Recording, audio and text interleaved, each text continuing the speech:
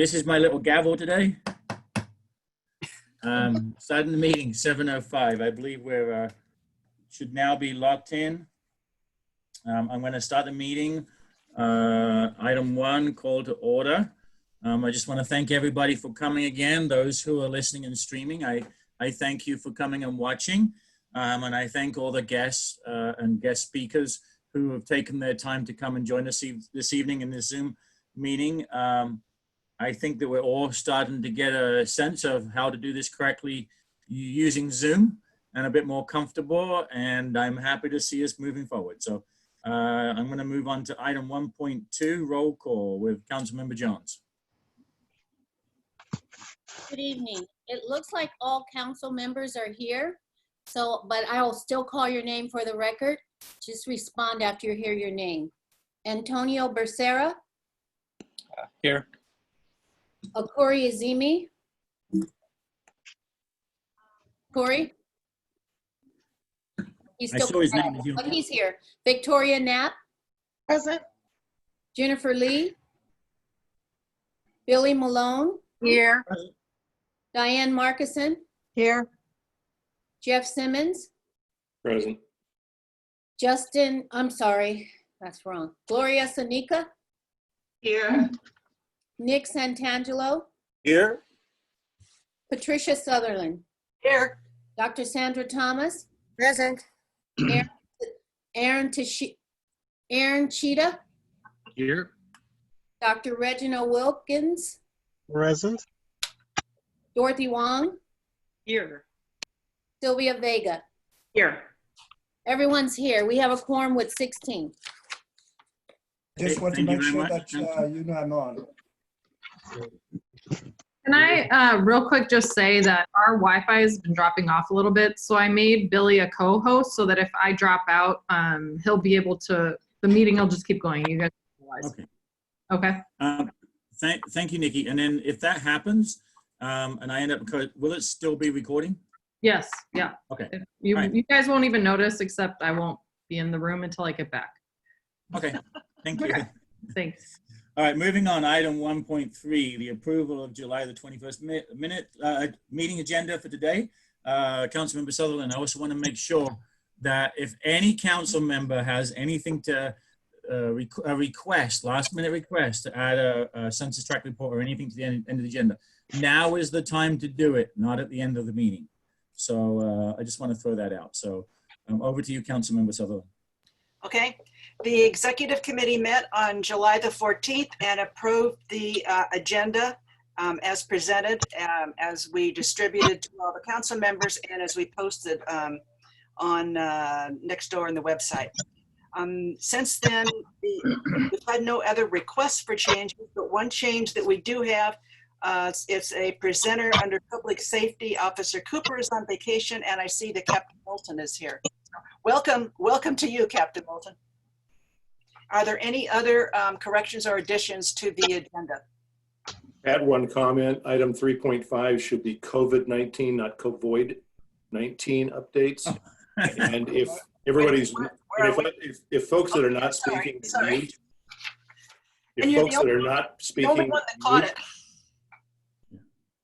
Okay. We're getting a lot of feedback. If folks that are not speaking would mute their systems, that would help a lot. Right. Okay.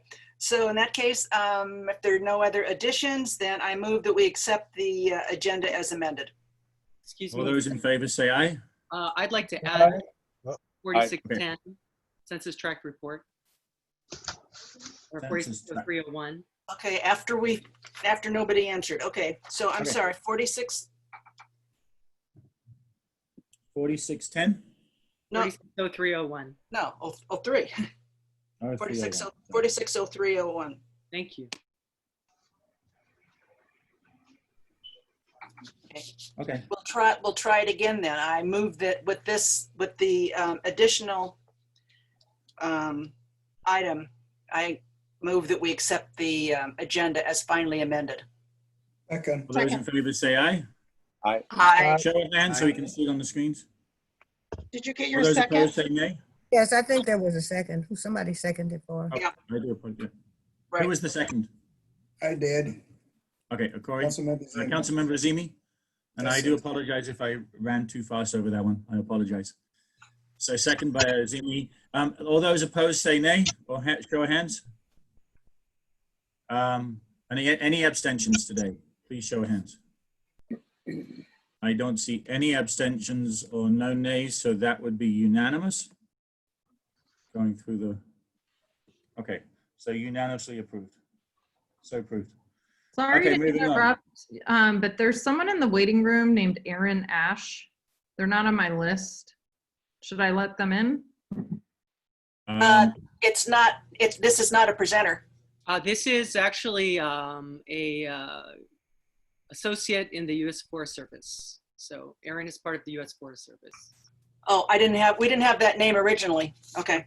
Okay, so I'll let them in. Sorry to interrupt. That's part of item 3.4. So we can add, why don't you, Councilmember Sutherlen, can you add that name to item 3.4 as an amendment to the agenda? Okay, can you tell me the name again, Dot? I think it's Aaron Ash. He's Okay. just, he's there for backup in case there's any questions. Okay. Yeah. Okay. All right, moving on, officers report, item 2, chairman's report, item 2.1. I just want to, again, I mentioned thank you to everybody. With all the new lockdowns coming and the increase of everything, the crisis is happening, I just want to applaud everybody, the fact that we only actually missed during this time one ATC meeting. We're all getting more accustomed to it. We have been present in the community, and several items have come up that garnished our attention. Everything from the sheriff's station that's been at the forefront of everything, saving the station, which we now know is saved, at least currently, to animal control contracts with the Humane Society, which we now know that is currently saved, at least until the contract this November. So just want everyone to know that, with social distancing, no public gatherings, all the things we're doing, the land use committee's back and being active, but we're doing it with the conscience, with the respect of the crisis, and I want the community to know that we are here. So if there is things happening, you're not alone. The council is here. We are active. We are doing things as we should with social distance and no public gathering, but we're all obtainable. You have all our contact information from the website. So I want to applaud all our council members for the continued hard work through this difficult time. So thank you. And I'm going to move on to item 2.2, Vice Chair, Councilmember Sutherlen. I can be fairly brief today, I think. I just need to let you know that there are 2 opportunities for public comment. And as you know, we are not taking individuals signing in to make public comment, but I have received, I think I've got 3 public comments to make at the end of the meeting. And I've received no public comments, Billy, on your action item. They're all for general public comment. That comes down to item 6.1. So when we get to that, there will be no public comments. Pat, I did email you a little while ago a comment that was submitted to Jennifer and Diane. Actually, it was submitted to the entire council, and Billy, I think, responded to him earlier today. In fact, I know he did. I did respond to somebody, but was that a public comment or was that a? No, it wasn't a request. As a public. It wasn't a request. Unless I just want to make this clear though, Councilmember Vega, because the particular comment that Councilmember Sutherlen is talking about was actually an email that was addressed to us, in which I responded to the email. It wasn't a request for public comment or particular. Are you talking about something separate to that email? Was it specific to a public comment? No, he just gave his opinion about the station.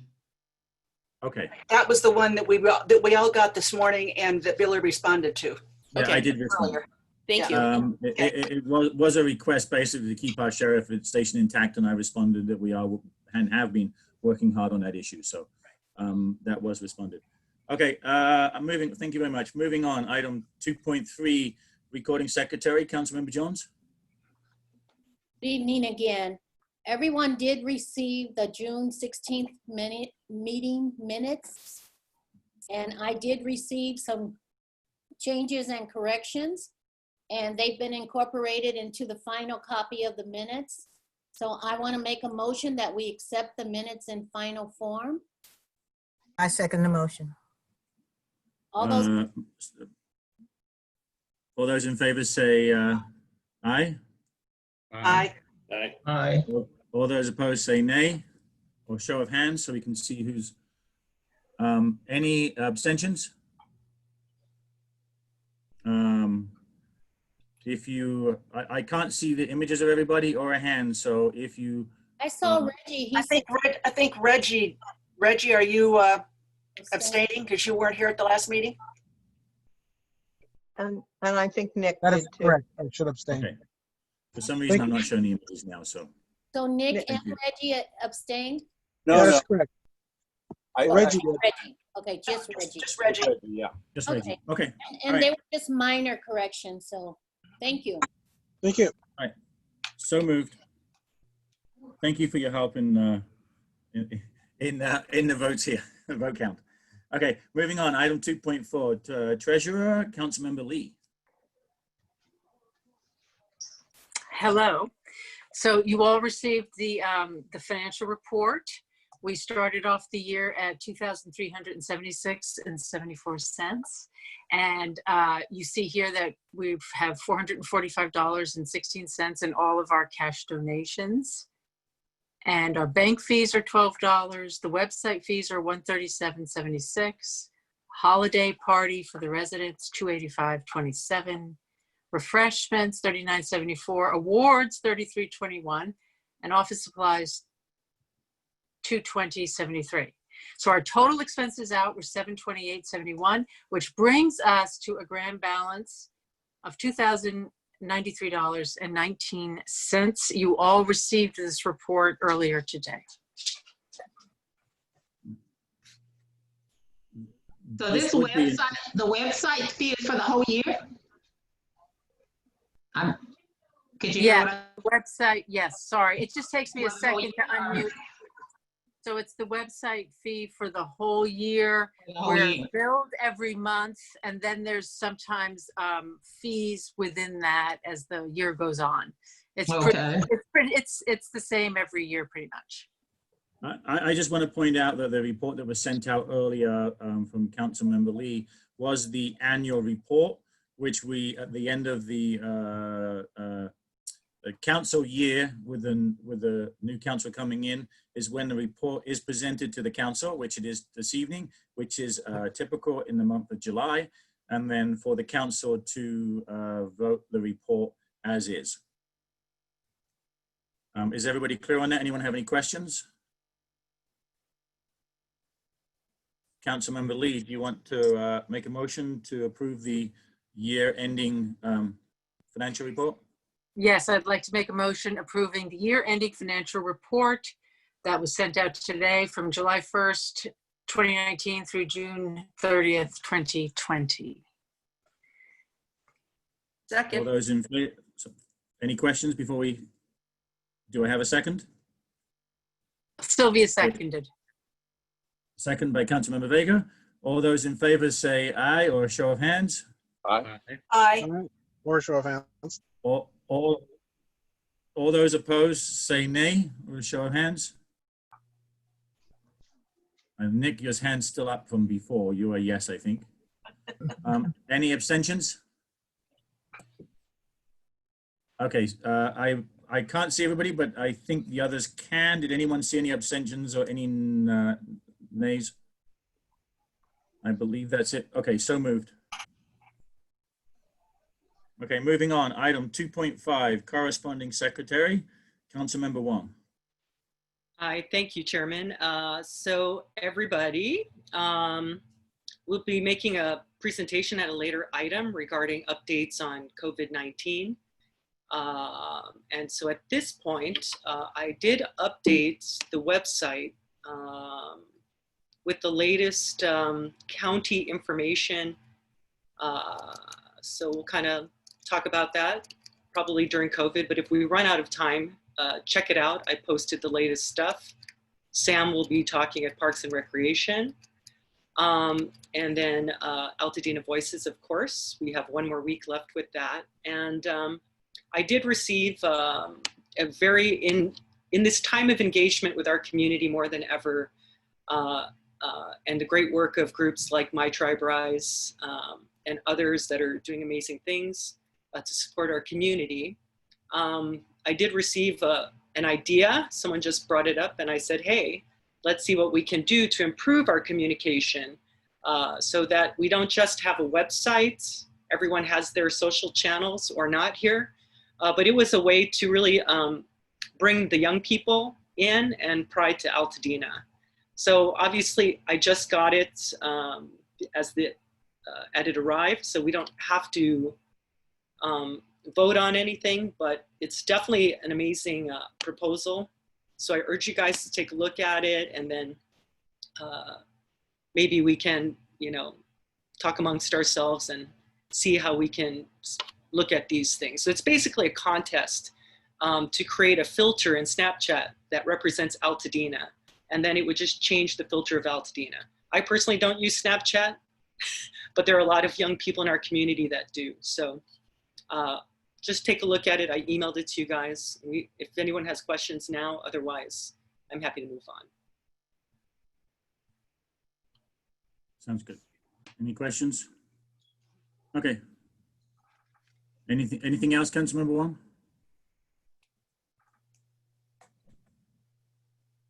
Okay, I see Councilmember Wong is frozen here. Oh, I'm okay. Okay. I'm kind of All right. tired, so I look frozen. Okay. But we can move on. The computer, for some reason, is very glitchy this evening, this meeting, so I do apologize for that. Okay, moving on. We're going to go to public safety, item 3, item 3.1 from the CHP. Captain Moulton, I'll let you introduce yourself and welcome. Thank you for coming to our meeting. Thank you. Hello, I'm Derek Moulton. It was nice to see all of you. I reported on June 1st and took over from Captain Tai Vong, of course. So I'm excited to be here. Happy to be invited, and yeah, looking forward to working with you all and getting to know everyone. Oops. Thank you. Is there, do you have anything else, Captain Moulton, or does anybody have any questions from the council? I have a question. Billy? Go ahead, council member. Okay, you can't see me because looks like I'm frozen. But Captain Moulton, the question I have today, and it became immediate because it happened in our census tract. This is Pat Sutherlen, by the way. The question has got to do with middle of the night folks doing wheelies in the street and making a lot of noise. And is there anything that we can do at that particular point to stop it? I kind of think that it's not maybe just the area that in our census tract, because it seems like I've seen some complaints coming from other census tracts. The area that I'm talking about is near the cemetery. But I think it may also be at other places too. And it's rather irritating to an awful lot of people in the middle of the night, and at least big messes in the street too. Any suggestions on what we can do? Sure, sure. If you could, obviously, if you've got something that's going on as it's going on, you can always call 911 for any kind of an issue like that, where you've got like an exhibition of speed thing going on there. Because aside from the noise aspect of it, there's the obvious, safety concerns as well.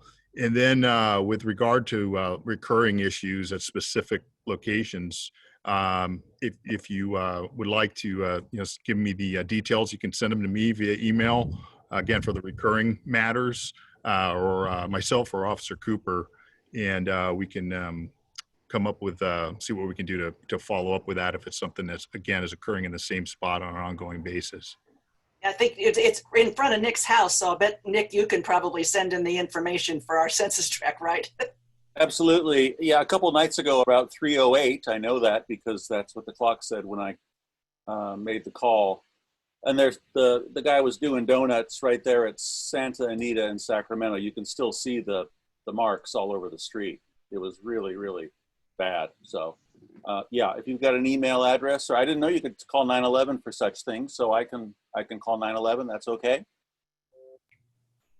Yeah, absolutely, absolutely. Because again, it's not just the noise aspect. You know, we get this. You know, it's a common problem, really throughout the state. And I mean, it's more prevalent in some areas than others, obviously. But yeah, you get these young people usually. You know, they'll come out in groups in the night, and they're doing sideshow stunting activities, things of that nature. Sometimes it's small scale, sometimes it's big scale.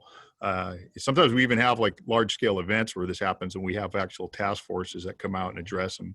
Sounds like what you're talking about is maybe something a little bit of a smaller scale, but it still you know, presents a safety concern. So you can always call that in.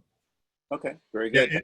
And for any of you that don't have my email address, I can give you that on right now for anyone who wants it.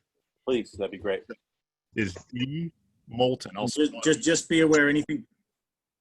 Just be aware anything right now, Captain, is everything is public. So anything you're sharing isn't just with council members, it is visual. So if there's anything you want to share with the council members specifically, we can pass that on. The best person to be contacted would be myself or Council Member Wong, and we're happy to take your information down. Just be aware that everything is public. Well, why don't we do this? I mean, it's my work email account, but I can send that out via email on the reply to the email, that invitation for this, and then we can just disseminate that out, and you can reach me at that if that will work for everybody, or no. I can just send it out since I have it because I sent you the meeting information. Perfect. Yeah, please do. Please do. You can reach me at that, and then yeah, just any specifics that you may have. Okay. We're getting a make sure that was. Thank you. Billy, we're getting a whole lot of that on New York, man. New York and Altadena. I'm getting used to it now, but there's a lot of racing going on lately. It's really bad. Yeah. Really, really bad. It's loud, you know, and smoke everywhere. Really loud. A lot. Well, probably because of right now with the lockdown, I mean, and it's people are antsy. So if this is actually something that's happening in more than one census tract and it's happening across town, let's make sure we keep a record of it, and then we can make sure to get that information over to the captain and see what we can do. You know, if you see something, hear something, we always say, so any information you get from any of your constituents within your census tract, let's make sure we share with each other right now. And let's make sure we log it. And maybe if we make contact or hear also from the neighborhood watches, because they may have other information. But I'm sure this is one of those instances where you can only catch them if you happen to be there while they're doing it.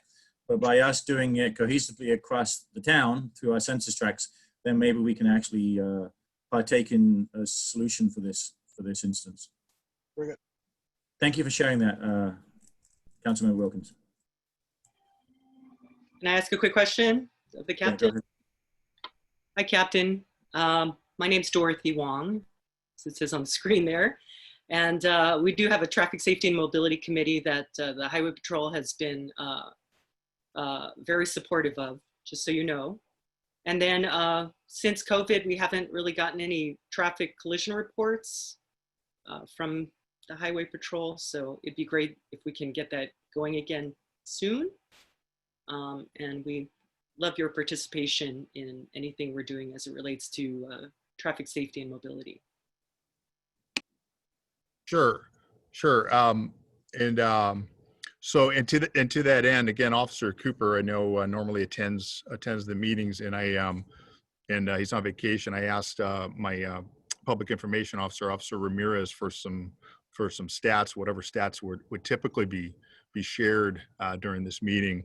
And I have some of those here in front of me in terms of, and I'm not sure if this is exactly what you're looking for, but we've got a list here of the collisions that we took in the unincorporated area for the month of June. We investigated 1 property damage only collision, 6 injury traffic collisions, and 2 hit and runs. And then 4 of the collisions that we investigated involved possible DUI. And then additionally, with regard to our office, because of the COVID restrictions, our lobby is still closed. However, we are open to the public Monday through Friday, 8 to 5, as we typically are. And so what we have is a telephone number on the front where when people show up to our office, they can call that number and someone will come out and meet them and provide the services that we normally provide. The only thing that we're not doing right now is our child safety seats. We normally do that weekly, but right now with the restrictions for COVID, they don't want us going into people's cars for obvious reasons unnecessarily. So, What about speed trailers or anything like that for speed enforcement?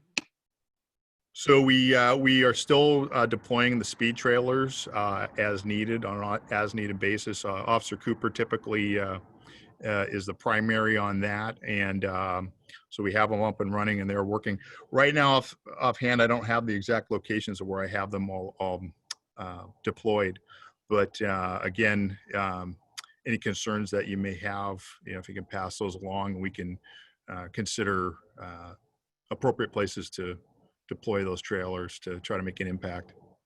Thank you. Okay, any other questions? One thing, Captain, you mentioned about the child seat that you work with people. Now, I do know when my daughter's 15, but when she was a baby, we did come and go through the whole learning process. Is there, for anyone now that has a new infant during this time, is there a resource online or a video that you have online that people can reach? Yeah, there is. And I'm trying to see if I have that here in my notes. If you call, I don't have it right here in front of me, but if you call our station, and for anyone who has a question on that, we do have that information there, and we can make that referral. I just don't happen to have it right in front of me at the moment. Okay. All right. Well, thank you very much. If you actually do come across it, you could forward it to Councilmember Wong, and we can actually post it on our website as well. Councilmember Markison has a question. Yes, I have a friend that lives at Santa Anita in Sacramento, and can I just double check that you're saying call 911 for the donut people? I mean, he's saying it sounds a little drastic. He's scared to call 911 because it sounds so drastic. No, it's not. There's really nothing drastic, but I appreciate that. Obviously, we don't want to encourage. I mean, 911 is an emergency line. We don't. Yeah. We want to encourage people to use it. For to call and check what the weather is or what time it is, anything like that. And there are people that do those types of things, of course. But again, when you have someone doing something that is, traffic violation of that nature, there's a safety aspect of that. So, and we get calls like that all the time. So there's nothing inappropriate about that. Okay. Because what someone's doing is, they're out there engaging in an exhibition of speed and for their own amusement or for the amusement of others or whatever the case might be. That does present, of course, there's always that possibility that the driver of that vehicle will lose control of the car, end up crashing through someone's living room, or any number of things could happen. So that would be an appropriate use of it. Okay, great. I'll let him know. Thank you. You're welcome. Councilmember Knapp? Hi, I'm Councilmember Knapp. Is it still okay for the public to come in with fix-it tickets that they need signed? Yes, it is. Yes. Again, we won't let them into the lobby, but we are taking, we are providing that service. So if they show up, they just call the number, and then an officer will come out and assist them. Thank you. Okay, thank you very much. Any more questions? All right. Thank you very much, Captain. I appreciate you coming. And now you have your feet wet from joining one of our meetings. You know what to expect in the future. So thank you very much for joining us, and welcome aboard, and welcome to Altadena. My pleasure. My pleasure. Thank you for having me. Thank you.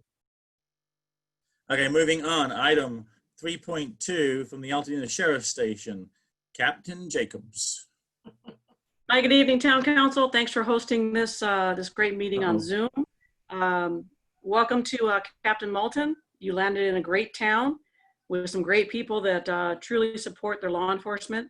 So I look forward to meeting you when COVID lifts, or we can social distance and meet each other. I'd like to provide some crime stats and the status, as Councilmember Malone mentioned, of Altadena Station presently. We'll start with the status of the station. Basically, as we've heard, Altadena Station was saved in the, or survived the budget cuts, much to the effort of this entire community that came together and just really came alive. And I couldn't thank you enough for that. We truly feel love at our station, and it's a great feeling. The station's there, it's whole. I'm still staying, our administrative staff is staying. We did have to release 3 of our unfunded deputy items, which basically means the jobs they were doing, which includes community relations, search and rescue coordinator, explorer advisor, and our school resource officer / VITA deputy.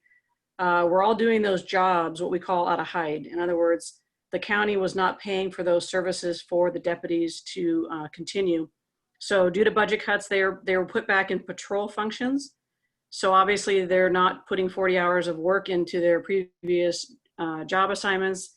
And we are doing our best we can to continue to provide as much services related to those jobs as possible. Not everything is going to be done, and we're going to have to decline to do certain events, as much as that upsets me, because I really enjoy that part of my job, and I know the deputies do as well. But we're really trying to get those items funded through Supervisor Barger's office, and the wheels are in motion for that. Again, based on the community's needs and their commitment. And I just want to thank the community members for their continued support, especially during these difficult times with COVID and with some civil unrest and protests and things like that. We truly feel the support. So, despite some of the things that are happening, our sheriff station continues to provide 100% to the community, to keeping everybody safe, and being there when we can be there for you guys. Going into the crime stats, I'm happy to announce that our Part 1 crimes are down 24% in Altadena, and that's just remarkable. Much of that is to COVID, but the COVID restrictions have been lifted for a certain period of time, and we've managed to keep crime down, and that's all the effort doing the deputies out there, and people calling in, seeing something and saying something. Aggravated assaults are down 3.9%. We had 9 incidents in the month of June considered aggravated assaults. 4 of them were domestic violence incidents, so the suspects were known. 3 of those suspects are in custody, and all of the incidents, with the exception of 1, the suspects are known to the victim. So it's not like it's a stranger jumping out on somebody and attacking them. So that's good news. We did have a assault with a deadly weapon with a vehicle. There was 2 victims that were walking on northbound on Lake. They saw a vehicle drive past them, made a U-turn, came back and pointed a laser light at the victims. The victims started to run, and the vehicle followed behind them and attempted to hit them. They did not strike, unfortunately enough, but nonetheless, the crime was still committed. We're still working that crime. Grand theft auto and just basic grand theft in general property crimes are down 28%, almost 29%. And we had 5 incidents of grand theft. 3 of those were catalytic converters. I seem to report that every month. Honda CRVs and Toyota Priuses were the vehicles of choice this month. And again, they tend not to commit these crimes to vehicles that are parked in driveways. So they're really trying to hit, whether they're fishing and pulling up on door handles, trying to commit theft in the vehicles, or they're actually stealing the catalytic converters. They don't do that if the cars are in the driveway. We're finding the pattern are their street parked vehicles when this occurs. Burglaries in general are down 32% from 2019. Overall down 48% year to date. So that's incredible. a continued decline in the past 30 days. We had our arsons went up 2 incidents, so basically it makes it up 200%, but it was, one of them was just a trash can fire, but nonetheless, it was arson. We had one significant arrest that I'd like to mention, that our training car conducted a traffic stop for a female Hispanic 18. She was driving around in Altadena, and she was ended up being charged with grand theft and vehicle tampering. She was trying to get into cars. She was found to be in possession with several purses, wallets, backpacks, and small electronics. So obviously that's more than likely things that she took out of cars, parked on the trailheads and things like that. So those are the types of people that we're looking for, but they become very convoluted cases with lots of victims. But nonetheless, it was a significant arrest. So the deputies are out there and they're working hard. And again, thank you everybody for calling in and telling us when you have tips, and letting us be out there doing a good job for y'all. And I'm happy to take any questions. Any questions from the council? Councilmember Knapp? Did I see your hand come up, Councilmember Knapp? How unusual. Oh. Yeah. No. Okay, Councilmember Wong? Yeah, just a quick question. So with the numbers down, it may sound logical, but because of COVID, people are home more? Is that why all of that's down? Is there one particular reason or anything like that? Yeah, I think the first 5 months, that was probably the reason, because people were staying at home. I wouldn't be surprised if we go back to the stay-at-home order. Whether we listen or not is a different story. But the last month, we saw a slight uptick in vehicle burglaries and things like that, because people were getting out. The trails were open, so crimes of opportunity were again in play, and these guys and gals were obviously out trying to get into cars and things like that. But I think the violent crimes, we should be very proud of that, that they're not worse with people being so close together and staying at home. Thank you. Any other questions? Okay, well, thank you very much, Captain Jacobs. But I want to mention that not only is the sheriff's station an amazing addition to our community that we all support, but so are you. You yourself. We're extremely happy to see our Captain Jacobs here at the meeting and in our future meetings. And thank you for staying and being here, and the fact that we got through this stage of the saving our station. So thank you. My pleasure. Thank you. Okay, moving on. Item 3.3 of public safety reports, the Altadena fire. Maria Grycan. I did see Maria here, right? I don't think so. Oh, I thought I did. Hey, Chloe mentioned to me earlier that she thinks it's the person on the phone. I couldn't get them to respond earlier. Yes, I have a feeling that Maria, it does usually phone in. So there's one person who I don't have the name of that we have the phone call. Is there a possible if they come in again with that phone call, or is that them right now? They respond? I still see them in the call, but when I asked earlier who it was, they didn't identify, so not sure. Let me unmute. See. We have both of our first. Oh, there. Hello. You unmuted me finally. Oh, I didn't know we needed to do that. I'm so sorry. There we go. Okay. So now I am here. Now you can hear me? Yes, thank you. Okay. I was trying to tell you, but you had me muted, so you couldn't hear me. Yeah. Okay, so for the month of June, we had a total of 301 responses. 241 of those were for medical calls, and we transported 151 of those patients.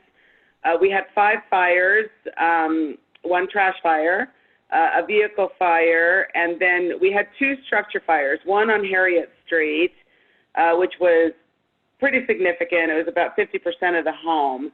So 50% of the home was lost and 50% of the home was saved.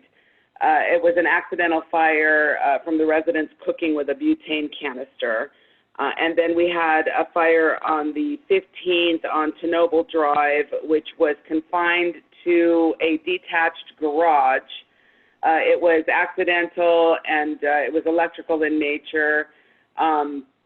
That one had quite a large content loss. The firefighters were there for a while. They had a major content load in that garage. So no cars, but a lot of belongings inside that garage.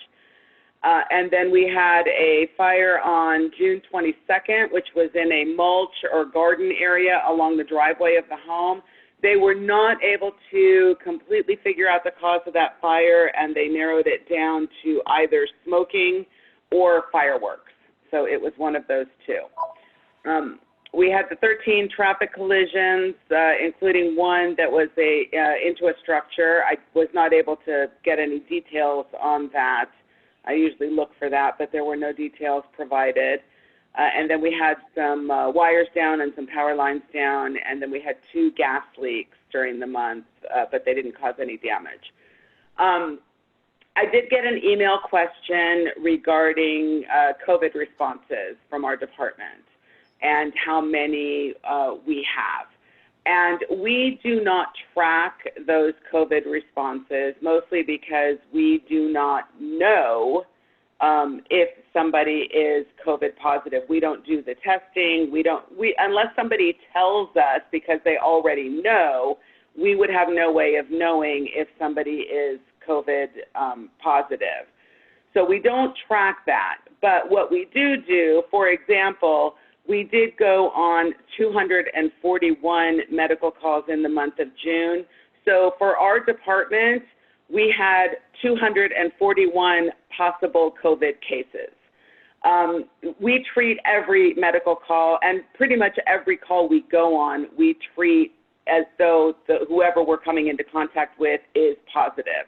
So our firefighters are in full personal protective equipment. For medical calls, as only one firefighter is approaching the patient, and the first thing that they are doing is putting a surgical mask on that patient before they start going into whatever the problems are.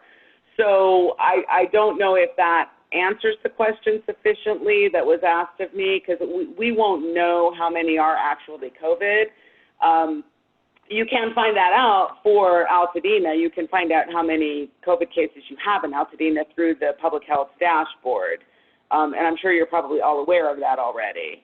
But that's how our department handles it. We just assume everybody that we're going on is COVID positive. And I guess a follow-up to that, so I understand what you said. Is there like a retroactive where the department later finds out of a patient that was COVID positive, just for general awareness?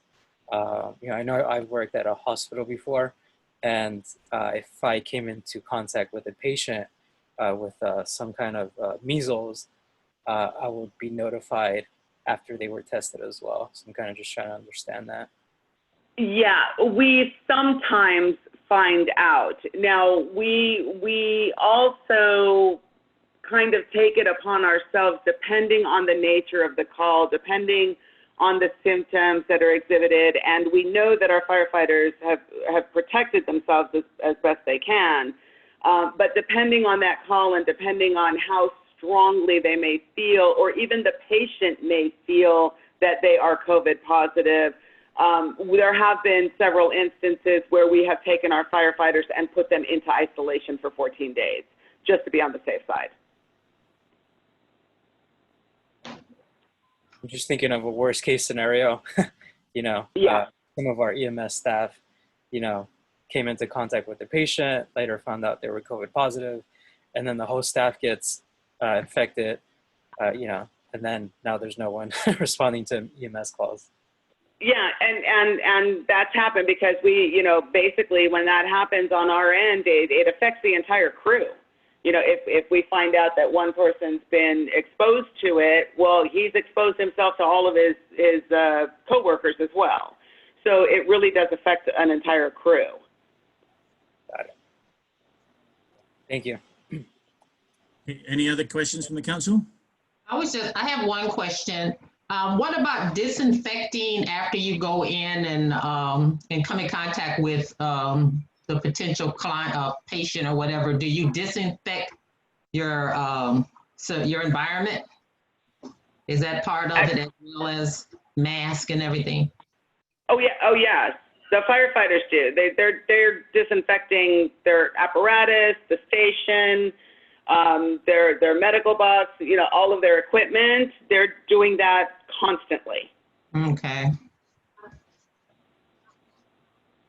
Any more questions from the council? Okay. Well, thank you very much, Maria, for coming again. We really appreciate your monthly reports, and we look forward to hearing from you next month. And yeah, make a note of that 818 number that's coming in, because that's where I call you from. We apologize about that.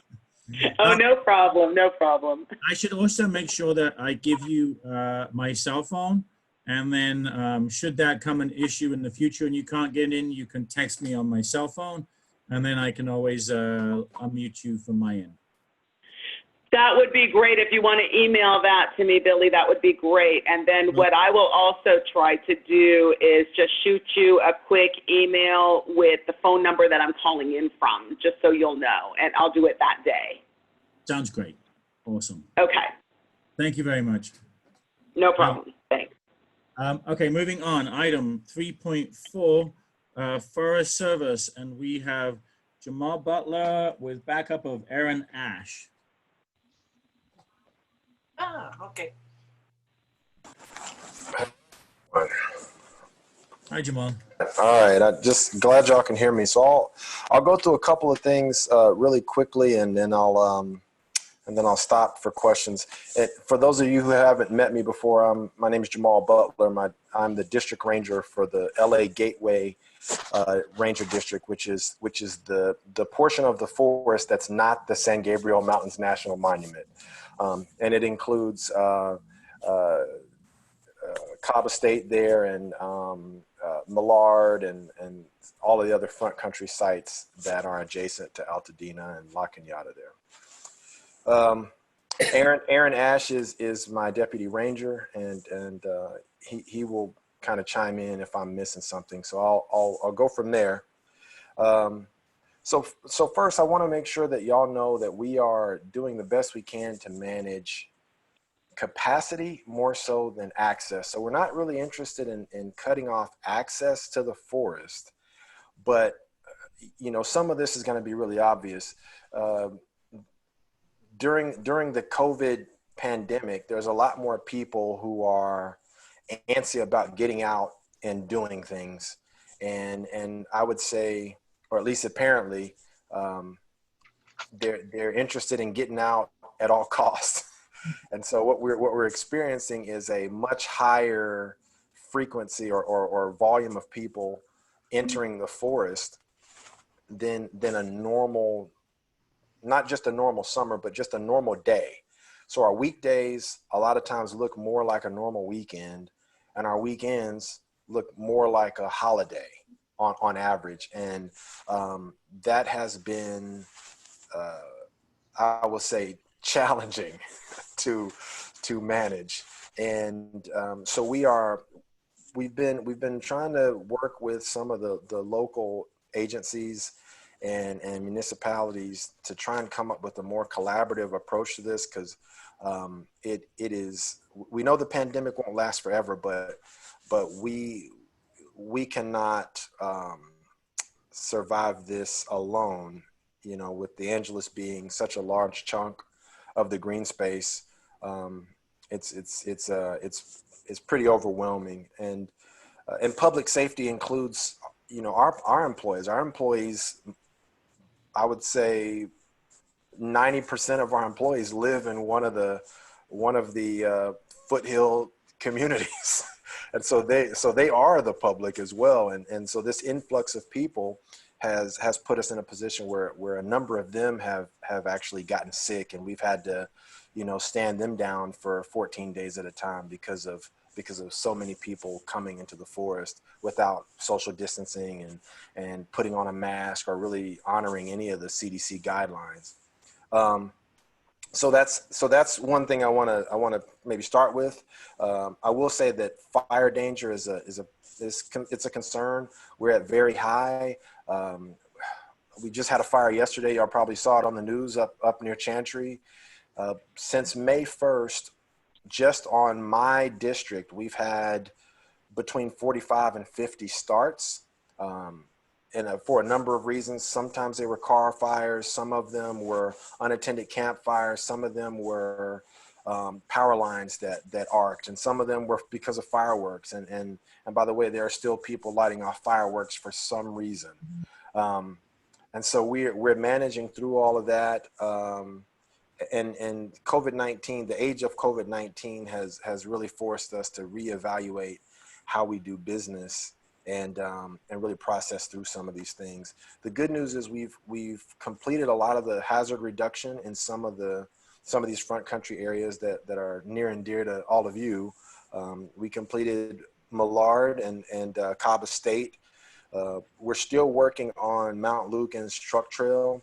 There's been a few people to call me and complain about, or email me and complain about how it looks, but unfortunately we gotta make it effective versus make it pretty sometimes. And we completed a fairly large multi-year project that was a fuel break up near Clear Creek up Highway 2, which is fairly significant. So if we do have a large fire start up there, we have a fresh, maintained fuel break in place that will offer us a chance to make a significant effort at stopping it before it gets out of control. I already told you that fire danger is very high. It goes up to extreme and then critical. So we're almost at as high as it can go. So just knowing that, hopefully I can encourage people to maybe practice know before you go, look at the website and think about the Angeles National Forest website. You can just Google us, or you can go to the U.S. Forest Service homepage and then, find your way to the Angeles. But it gives you an opportunity to find out, what the current fire danger level is and what the restrictions are, if there are any.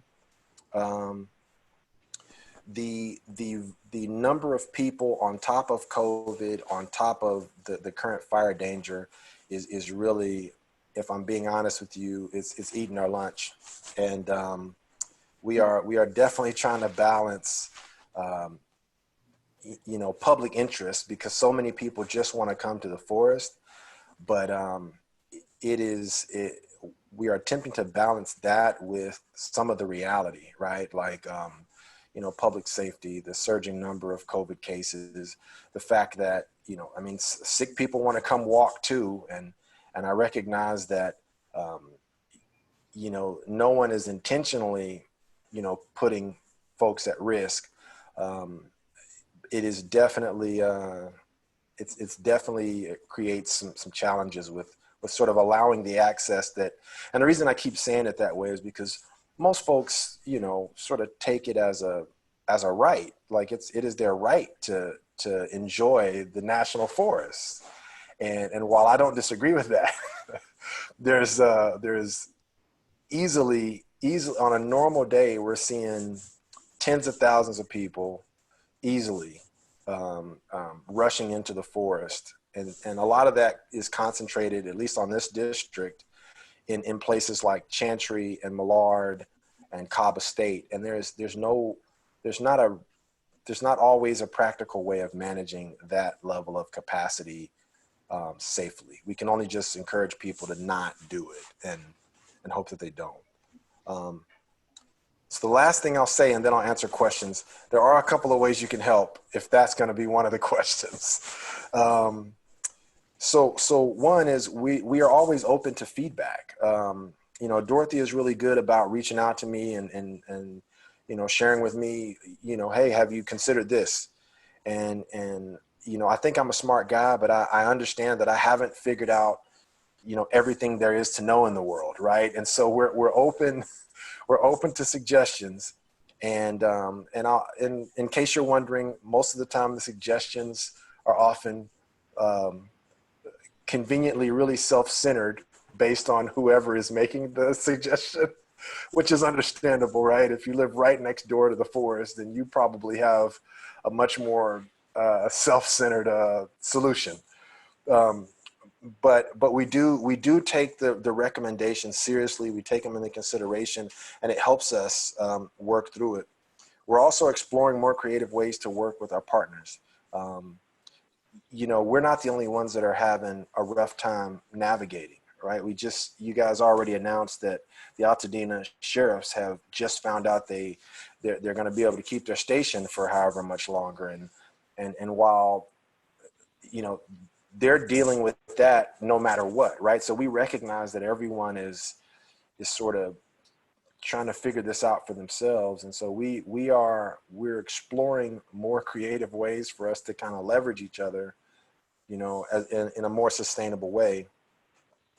I'll give you an example. We've been in conversations with the city of Sierra Madre, and finding ways to leverage possibly some of their law enforcement to control the capacity at Chantry.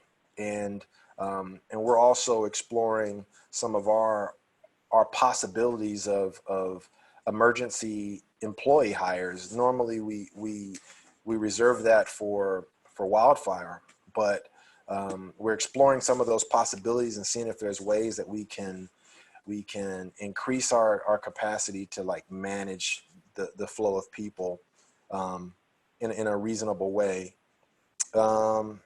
And I would also just put out there, I'd be open to a standing, you know, collaborator call if there is a community partner that wants to at least take the lead on getting the first one scheduled and getting everybody rounded up. I would be open to participating in that or making sure one of us do. And the last thing I'll share with you, and then I'll stop talking, is sort of a plug. Each fall we have a women in wildfire workshop that is really focused on women who are interested in having careers in firefighting and wildland firefighting. And you know, what we've noticed is that sometimes there's not like the same opportunities for women to get into wildland fire if they're interested in it. And so what we've done is we have a workshop, we do it annually, and this is our 4th or 5th year doing this. And all that information is on our homepage. So if you just Google Angeles National Forest, go to our the Angeles National Forest homepage, a lot of this information, you'll be able to find it there. And I will stop there, and if there are questions, I will answer them, and Aaron will also help me answer the questions. Hey, do we have any questions from the council? Yeah, Billy, a quick one. I do have one. What was that? Is that Jeff? This is Jeff. Councilman Simmons? Jamahl, I'm one of those that is sitting right up against the forest. From, you know, we have from Cobb across to Rubio Canyon to Pinecrest, Wilson Toll Road, you know, that whole span. So, you know, we appreciate what you guys are doing up there, and especially the setting that fire break across Clear Creek was a big deal. I know Seneca was talking about that at one of the workshops earlier, and it was a big thing. The question I had was the Chantry fire. What was it? Do you have a cause on that? And did it get down into the canyon, affecting any of the cabins? So the cause is still under investigation. So I don't have a cause yet. It didn't get to any of the cabins. We honestly caught it luckily. Yeah. It got away. There was one hell of an air show up there. Yeah. We had to hit it with everything we had, and it didn't even. I think it was only 5 acres approximately. It wasn't a very big fire, but it just had so much potential. Yep. That we just hit it with everything we could right away, and we were able to get our arms around it. It did do a little bit of spotting further up the canyon, we've been able to get all of that under control. And right now, the area is administratively closed while we complete the investigation, and we're also patrolling to make sure there's no more heat in the places that have burned or any embers that got away from us that we just don't know about. So that area is closed to sort of general recreation for right now. And then it'll probably, I mean, we don't have it set, but more than likely it'll be at least through the weekend while we figure out what's going on there. But no cause has been identified just yet. Okay. Well, thanks again. Great job getting, and again, the air show response there, and at the one of a few months ago up in Millard was, if we can keep hitting those like that, then we got a chance. Thank you. Councilmember Knapp, I think you had a question. Yeah, my question was really a couple-fold. One, and I'm Victoria. It's nice to meet you, Jamahl. I'm in the same census tract as Jeff. Pinecrest Trailhead is around the corner from me. I guess I have two questions. One, I understand from county that Eaton Canyon has been staffed by county employees that have been emergency personnel that have been reassigned. Is that the case? And is that what you were talking about with perhaps using that for some of the other trailheads? So that is a good example. So basically, Eaton Canyon is a county facility, and then once you cross under the bridge, I believe you come onto National Forest officially. Yeah.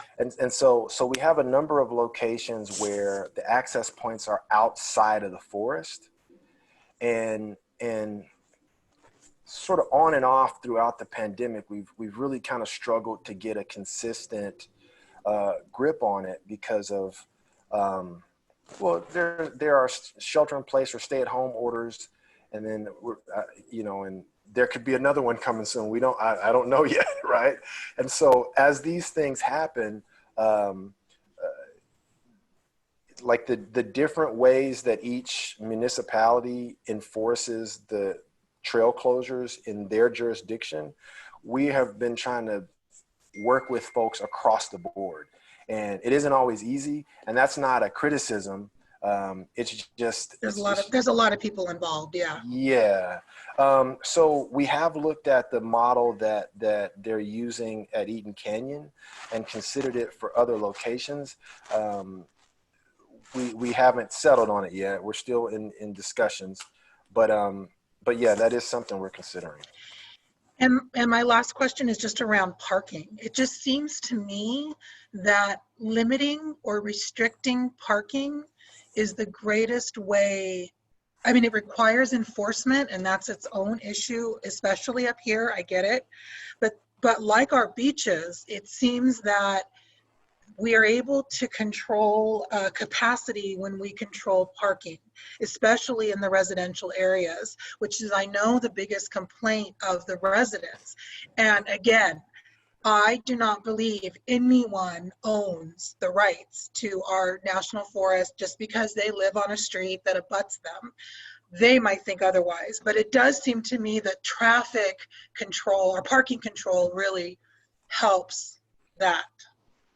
Yeah, so I've had that conversation with a few folks, and there is, and just for the record, I agree with you. And so I'll tell you one of the challenges that we are running into. So we've tried it in a few places where, so most of the parking is happening off of the national forest. So that requires whoever that local law enforcement is to enforce it, right? And so now, and we've had, there have been times where the sheriffs have come out and they've written, I mean, we had the sheriffs come out and write a couple hundred tickets one weekend, but it doesn't really change anything. like they write the tickets, but there's still hundreds of people parking. And then again, there are some of the locations are actual cities. And so they might come out and write a bunch of tickets as well. And because one of the things I thought, well, why don't you just make it all the neighborhoods adjacent to the forest, no parking? or permit parking only or something like that, right? And what's been shared with me is all that does is move all of the congested parking 2 more blocks, south, right? And so I think we're still talking through some of the solutions. One thing I can tell you is a benefit of this pandemic is all of the agencies are having more conversations more often now than we probably have in a long time. That's good. So That's good. So we're working through some of that. I don't have a great answer for you, but I'll tell you that I see it too, and we're trying to figure it out. Thank you. Councilmember Sneaker. I'm going to have Councilmember Sneaker, and then after this, I'm going to take 2 more questions, and then we have to move on. So, mine's just a quick question. On the Women in Wildfire workshop, is there an age limit on that? And is it being held online now? Good 2 questions. So I won't say there's an age limit, but there is a fitness requirement. So on the first day of the workshop, you have to be able to hike 3 miles with 45 pounds, like carrying a 45-pound vest in 45 minutes. So if you can't do that, you can't. So there's no age limit per se. It's just there's a physical ability. And so that sort of weeds people out a little bit. Mm-hmm. And it won't be online, but they will practice. It won't be online. No, it won't be online. It'll be in person, but we'll still practice the CDC guidelines during the training. It's a hands-on workshop. It's actually you go out and you learn how to do the things that firefighters do. Mm-hmm. Okay. Okay, Councilmember Wong. Hi, yes, so thank you, Ranger Butler, for all the great work that your entire crew does, including zooming up the mountain to be there when search and rescue also has to get people off the mountain. So thanks for all your work. And so I just wanted to share quickly, of course, that Los Angeles County Trails, County LA Trails, actually had a trail stakeholder meeting last week. And it was the first sort of a starter to kind of understand what was happening during COVID and input from different trail users. And so at the end of the day, that conversation ended with thinking about collaboration. So they are starting, and I'm happy to share, I'll do a little report and share it with all the council members. Anybody else in the community, anywhere that wants to get involved as the conversation grows, Trails LA County is definitely wanting to have that conversation. So that was really exciting. And, from that sparked another idea. So today, I think it was today or yesterday, recently, the federal government just passed the San Gabriel Mountains Rivers and Protection Act. That takes more national monument designation west. And so that could provide more recreational support for Ranger Butler, although he might argue with me that that's true. And what we can do in Altadena, it's a very exciting time. I talked to some folks. Again, there is work that Metro is doing, transit to trails. I know we're scared of that word, but it is an opportunity with micro-transit that people can get to the trails without parking their cars. That's a solution. And then Public Lands Day comes up in September. We might all still be at home then. And it is an opportunity through a group that I work with, Nature for All. I had explained to them who picks up the trash. There's not enough people. And so one of the project that's coming up, in fact, $50,000 is being given away on Public Lands Day to different projects and events that go on across the United States. And so it's time for the community to get involved. So already there's been a pilot cleanup and folks came out and picked up trash at Cobb Estate. They had never done it before in their lives. So it's an exciting time for us to really talk about the issues and the opportunities abound. Thank you. Thank you. Councilmember Becerra, and I'll make this the last one because we really do have to move on. we still have a very full agenda. So thank you.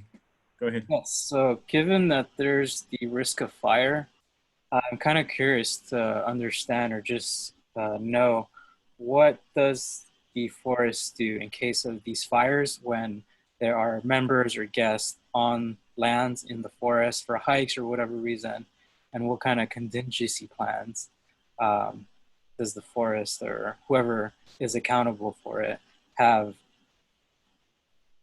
So that's a good question. So we actually have a fire plan. So for especially on holiday weekends, we typically approach holiday weekends like they're already an incident, because we know a lot of things happen on holiday weekends. But in general, here's how we look at it. So we based on the fire danger and based on what our activity levels are, we usually will increase our number of hours staffed. And so we have extended hours. So for the 4th of July weekend, we had all of our firefighters on extended hours. And then through the holiday weekend, we had them on 24-hour staffing. And most of our local fire agencies do the same thing as a response to the conditions. So we don't try to just figure it out on our own. It's a pretty coordinated effort with our local fire departments as well, LA County and LA City. Now for every incident's a little different, just depending on where it is, terrain. The Chantry incident was sort of nerve-wracking because, people tend to park along the road and make it very difficult for engines to get up there because they're not thinking about what do we do if there's an emergency. They're just thinking about, I just want to be at Chantry. So they, so there are, every site is different, but we structure our workforce and position ourselves to respond to all of these, the things that we kind of expect. And we've got a pretty good track record of just kind of when things happen and the peaks of use and what our most common causes of fire start are. Okay, So I hope that answers the question. We do really need to move on. As I say, we still have a full agenda. The next item, which is item 3.5, which was COVID updates. I just want to give you, I don't want to go too much into that because we do have to move on. I just want to let you know where that comes from. Several different council members that approached the executive committee regarding certain particular issues with their constituents and everything else. And we thought rather than it being an expanded conversation and taking up time, that we could narrow it down. So should anybody have any updates, especially relative to their constituents, we can pass that information along to Councilmember Wong. It can be posted on our website and she can bring it up at the meeting as a brief report. So I'm going to pass it over to Councilmember Wong, but I just want to give you that basic update because we really do need to move on. Okay, Councilmember Wong. Got it. Thank you so much. And again, thank you to our Forest Service family for working with us and keeping us safe. Quickly, I did lump because of the different concerns that I personally have heard and have been shared with me. The county just approved $1.22 million in a CARES Act that will be COVID-19 related support financial packages to residents, businesses, and lots of different things as we're slowly, different maneuvers. So I'm going to just make the website a little prettier there, but there are more changes that came about that were posted today.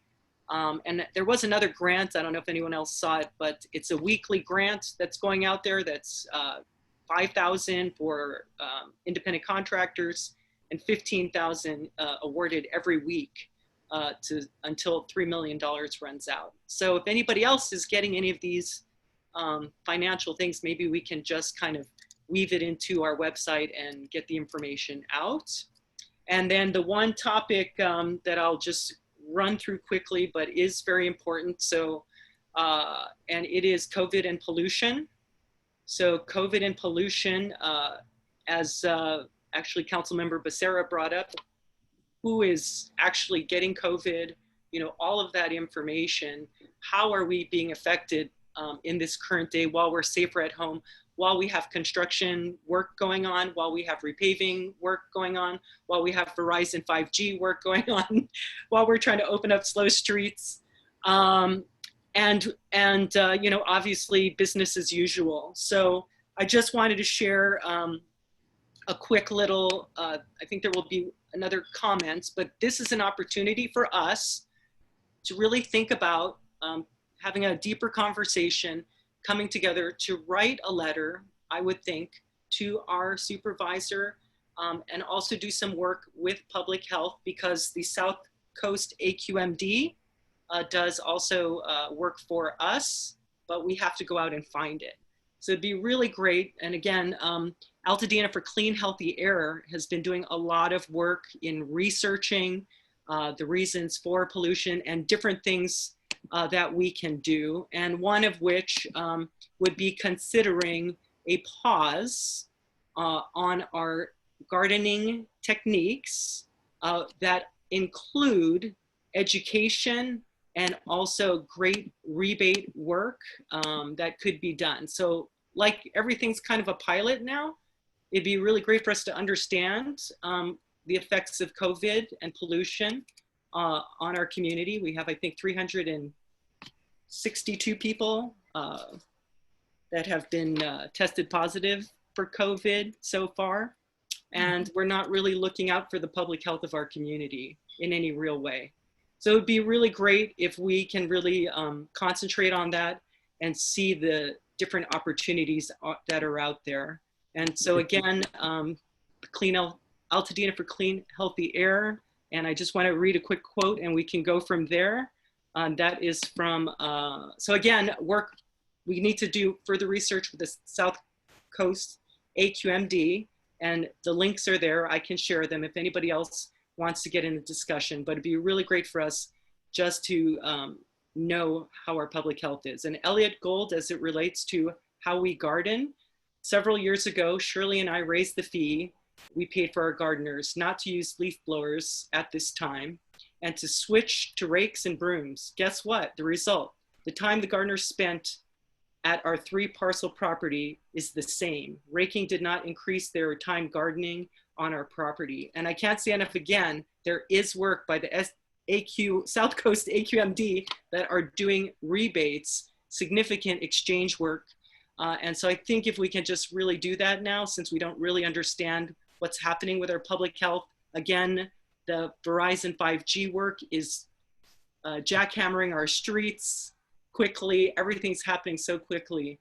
And it doesn't take long for someone to be affected and become immune compromised by COVID. Thank you very much. I'm gonna have to move on. I want to bring one quick thing to that is that when we were talking in the executive committee, the actual thing that most people are concerned about with COVID-19 right now is how they're going to pay their bills, how they're going to feed their family, how they're going to keep the roof over their head. Those are more the important issues right now. But they can lead to jobs. And don't take the opportunity now. If anybody has any COVID-related issues like that or anything else, I'm just saying, pass that information along to Dorothy Wong, and we can put it on our council website under COVID heading, and so everybody can be updated and informed. And then regarding the issues that you were talking about regarding gardening, we can take that offline and have a conversation with council and maybe reaching out to the community regarding their input. Yeah, and it's not just leaf blowers. It's really just thinking about the entire effects of what's going on around us. And we constantly are just having to ask. But if we don't move on, I'm going to have to cut the county off, and I don't want to do that. They need their time because they're doing. So I do apologize for cutting that short, but I really do have to move on. And I'm moving on to item 4, special presentation to LA County. So Tina Fang, Aliyah Scott, and Zoe Axelrod. I'm passing it over to you for item 4. Okay, I think I have to unmute. Can I unmute people? Or I think we can unmute ourselves.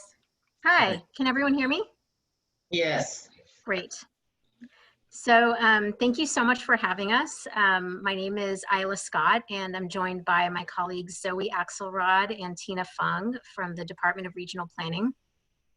So we are here. We were invited to discuss some affordable housing ordinances that we are working on. So right now we are working on 4 ordinances that were initiated by the Board of Supervisors in 2018 that specifically relate to affordable housing. And we gave you an overview of those back in August. And since that time, you know, there's been some forward movement on some of them, and we wanted to just give you an update. And these ordinances apply to all county unincorporated areas. And they are the Inclusionary Housing Ordinance, Affordable Housing Preservation Ordinance, Interim and Supportive Housing Ordinance, and By Right Housing Ordinance. We're also going to use our time here to talk to you as well about another ordinance of interest, which is accessory dwelling units, or ADUs. So the Inclusionary Housing Ordinance that was approved by the by the Regional Planning Commission in April, and it is going to the Board of Supervisors next Tuesday. And it requires that if new housing is built, that some of it be affordable, meaning below market rate, either in the rent that's charged or in the sales price. So this would apply to projects that are proposing 5 or more units. So this could be, for example, apartments, townhouses, condos, or single-family homes. And these are most likely to be used with those housing types, though, with multifamily housing types, I should say. In Altadena, where multifamily housing is allowed, you know, that's mainly on the main thoroughfares, Washington Boulevard, Lake Avenue, Altadena Drive, Woodbury, Fair Oaks. So this requirement applies to both rental and for sale projects. So for rental, the required percentage of affordable housing in a new development would be between 5% of the units and 20% of the units. And it varies depending on the size of the project and the level of affordability. So the more affordable those set aside units are, the smaller percentage have to be provided. For ownership projects, so for example, condo or a single family home, the Inclusionary Housing Ordinance basically divides up the unincorporated areas into 6 different real estate submarkets. And in the San Gabriel Valley submarket, which Altadena is a part of, the percentage would be between 7 and 15% of the units have to be affordable to middle income. And so to go along with that, as I mentioned earlier, there's the Affordable Housing Preservation Ordinance, which requires that new construction, if there's affordable housing that currently exists on the site or recently existed on the site within 5 or 10 years of the new project, that that affordable housing needs to be replaced so that you don't end up in the end with a project that has fewer affordable units than what were there, you know, previously or currently. So affordable housing could be that previously existed or currently existed. That could mean a rent stabilized unit or a unit that's subject to a covenant in which the rent is restricted to certain income levels. Or it could even be a unit that's occupied by a lower income household. So the new project would need to replace those. And so the Affordable Housing Preservation Ordinance is going to the Regional Planning Commission on July 29th.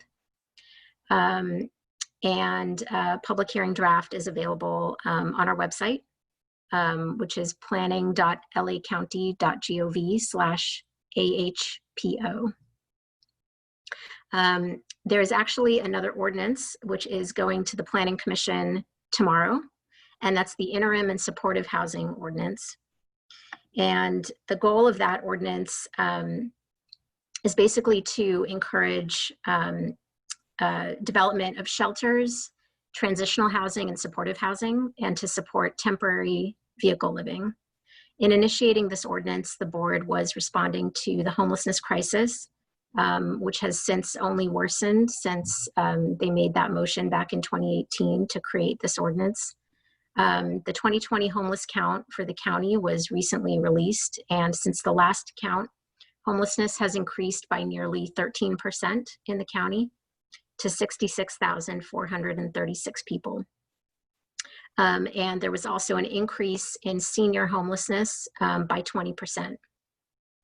And so it's probably helpful to define what we mean by the terms shelter, transitional, and supportive housing. Shelters provide temporary housing for where people can stay up to 6 months. And transitional housing is temporary housing where people can stay up to 2 years. Supportive housing is permanent, affordable rental housing combined with services on site that help people live independently. So many of the components of the interim and supportive housing ordinance are actually focusing on the strategy of utilizing existing buildings. So for example, accessory shelters. One strategy for addressing homelessness that we see in many cities is allowing a property owner to use space in an existing building as a shelter. The idea is that many community spaces are used during the day and could be used at night with no disruption to the primary use. The most common example would be a religious space that might have a meeting room that they would like to let people sleep in overnight. So the ordinance proposes allowing government and nonprofit and faith-based organizations to establish an accessory shelter on non-residential property. Accessory shelters would be allowed in R1 and commercial zones. So this provision of the ordinance would impact Altadena in that way. The ordinance also proposes to streamline review of shelters and exempt shelter applications from planning fees. Another strategy of using existing buildings is enabling conversion of motels to shelters, transitional, or supportive housing. The idea is that many motels are places where people experiencing homelessness are already currently living or are being placed with vouchers. And the conversion would enable an operator who's experienced in service delivery to work with the tenant to better transition them into permanent housing and a more stable situation. This idea has gotten a lot of attention with the ongoing COVID-19 crisis. The ordinance proposes enabling temporary conversions so that the property owners can convert back to the original motel use after 10 years. And the ordinance also proposes streamlining permanent conversions. Given the lack of motels in Altadena, this particular provision of the ordinance would not likely have an impact here. And then in terms of vehicle living, these other types of homeless housing, shelters, transitional, and supportive housing, don't address the challenge of living in a vehicle. So the ordinance also aims to support temporary vehicle living in order to provide people with safe spaces and hopefully facilitate their transition back into housing. Safe parking is the overnight use of parking spaces in an existing parking lot by people living in their vehicles. And cities like Santa Barbara and San Diego have found safe parking lots to be effective in connecting people with services and transitioning them out of homelessness. Currently, safe parking is already allowed in unincorporated communities in public and privately owned parking lots. But this ordinance would impose standards on safe parking lots to ensure the safety of the vehicle occupants and minimize the impact on nearby uses. Safe parking would be allowed in R1 and commercial zones. So this provision of the ordinance would impact Altadena in that way. The ordinance also proposes expanding parking options for recreational vehicles. Currently, single-family homeowners in residential and agricultural zones are allowed to park an RV in their backyard, but they're ticketed if the RV is occupied. The ordinance proposes allowing owner-occupied single-family homes in residential and agricultural zones to park an occupied RV in their backyard, subject to certain standards, and only during a county-declared shelter crisis. And lastly, the ordinance includes provisions to comply with state laws that relate to the review of supportive housing and other housing types for specific populations. So now we've got a few more ordinances to update you on, and I'll turn it over to Zoe to give you an update on the by right housing and ADU ordinance as well. Ayala, and thank you all again for having us. I'm Zoe Axelrod with Regional Planning. So to first give you an overview of the by right housing ordinance, this ordinance streamlines the review process for multifamily residential developments where appropriate. The goal is to reduce time and money spent by property owners and developers. So by right means projects are reviewed with a ministerial site plan review instead of a discretionary conditional use permit. So projects that comply with all zoning and land use regulations are exempt from the California Environmental Quality Act, or CEQA, and no public hearing is required for those projects.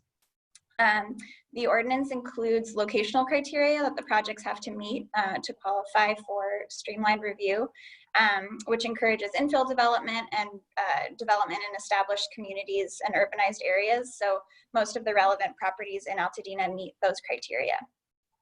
So the major changes that are relevant to Altadena are that two-family residences and duplexes would be permitted by right in commercial zones, so CH, C1, C2, and C3. Townhouses and apartment houses would be permitted by right in zone R2 and those same commercial zones that I listed, plus CMJ. And then the ordinance also streamlines and increases options for joint live and work units and for mixed use developments in commercial zones.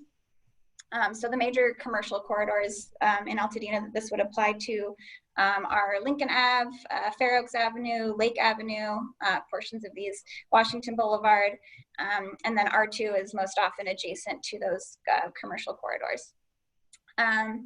So this streamlined review of affordable residential projects in commercial zones subject to locational criteria is already permitted through SB 35, which is state law. But the by right housing ordinance also establishes new development standards, including setbacks for residential and mixed use projects in the C zones, the commercial zones, and development standards for mixed use projects in commercial zones to expand project options for developers. So for mixed use projects, this allows for horizontal as well as vertical mixed use. So the commercial and residential no longer have to be within the same building. Where they are in the same building, some of the ground floor can be used for parking if the parking is towards the rear of the building away from the street. Commercial uses can occupy floor spaces above the ground floor, provided that all the commercial uses are located on the lower levels below the residential uses. And then there's some other standards related to parking and pedestrian access. So the RPC recommended approval of this ordinance on June 17th, and the board hearing is scheduled for September 22nd. And then lastly, the ADU ordinance, accessory dwelling unit ordinance. So most of you are probably familiar with ADUs. They've been permitted since the 80s in the unincorporated areas. And they're also known as second units or granny flats. So new state law went into effect on January 1st, 2020. So our previous ADU ordinance is null and void, and we've been implementing the new law under our interim policy. So before January 1st, 2020, one ADU was permitted per single family home. And that could be new or conversion of existing space, including a garage. It could be attached or detached. So as of January 1st, a single family home can have one ADU and one junior ADU. So a junior ADU is a maximum of 500 square feet, and it has to be entirely contained within the footprint of the existing single family home. Another big change is that ADUs are now allowed on properties in all zones where single family or multifamily residential uses are permitted. So an existing multifamily residence can have, including apartments, can have up to 2 detached ADUs, and 1 or up to 25% of the multifamily units, whichever is more, converted from space within the existing multifamily buildings. State law also limits local restrictions on ADU size, height, and parking. So the setbacks are now 4 feet from the side and the rear for new structures. And the ADU would still have to meet the front yard setback as specified by the Altadena Community Standards District. And the height also can't exceed the height specified in the CSD. And in order to promote public health and safety in fire-prone areas, the county's previous ADU ordinance prohibited the construction of new ADUs and the conversion of existing spaces to ADUs within very high fire hazard severity zones on properties that had substandard roads and limited access. This is important for all the reasons that Ranger Butler mentioned. So this has been carried over into the new ordinance. So in order to build an ADU within the very high fire hazard severity zone, you have to have 2 distinct means of access from the lot to the point of intersection with a highway, or the lot can front on a highway. So some parts of Altadena, the northern parts near the forest, are in the high fire hazard zone, so this requirement would apply in those areas. And then the last change is just that a decision on an ADU or JADU has to be made within 60 days instead of 120 days. So the RPC recommended approval of this ordinance on April 29th, and the board hearing for this is coming up on August 4th. So that concludes our presentation, and we're happy to take any questions you have. Do we have any questions from the council? Councilmember Markison. All right, I heard you mention CSD, but does all of this supersede the Altadena CSD, or how do we, you know? You mean all of the ordinances? Yeah, I mean, how do we, I don't know, how do we sort of coordinate the two together? I don't know what, I think some of the things you said affect our CSD more than I heard you say. So how do we sit with somebody with our CSD and go through and see how it's impacted, or? From what I heard, correct you if I'm wrong, it doesn't affect our CSD. That our CSD to the main house or the main structure remains. It's in association with the ADU that was superseded. I get it, Billy, I get it.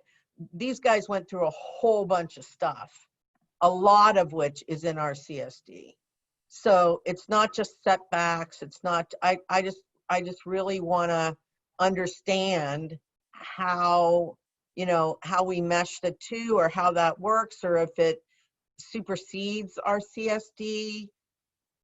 I just tell me who to talk to, I guess. So this is Tina Fung with Regional Planning. I don't know if you can see me.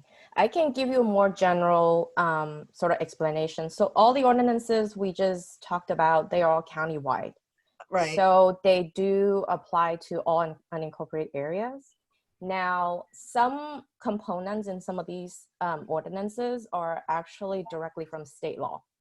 So whenever it's state law related, or pretty much state law just supersede whatever local regulations we have in CSD. For example, ADU is the best example, that the law says, hey, if a project meets the 4 feet setback and, you know, the side yard and the backyard, you got to allow the ADU without a public hearing. Okay. Right. So when things are regulated by state law, usually our hands are tied. Now, when where state law is silent, and when it comes to things like setbacks or floor area ratio or heights, your CSD regulation would still apply in general. However, they are also in some of these ordinances. I don't like the however. No, just but we leave the however. No, but I'm just out? saying, Yeah, okay. some of the things that we covered, Yeah. have to do with specific uses, and Right. so like again, because usually when it comes to CSD, a lot of the things have to do with development standards, not the uses. So if your CSD doesn't have different regulations on a use, then you go by the countywide ordinance, right? So I'm trying to explain the layer of a countywide ordinance, state law versus CSD. Right. I know it's complicated. So I guess what I'm asking is there's somebody that we can go through our CSD with and see what is and is not affected. I mean, I don't know, like I think your town council has been working with Mark Herwick team. I don't know if Mark is here today. We redid our CSD a couple of years ago. Right. So we have not touched our CSD in a couple of years, but when we did it, we did a huge amount of effort. And so, I mean, I guess I could talk to Susie Tay. That's who helped us with the.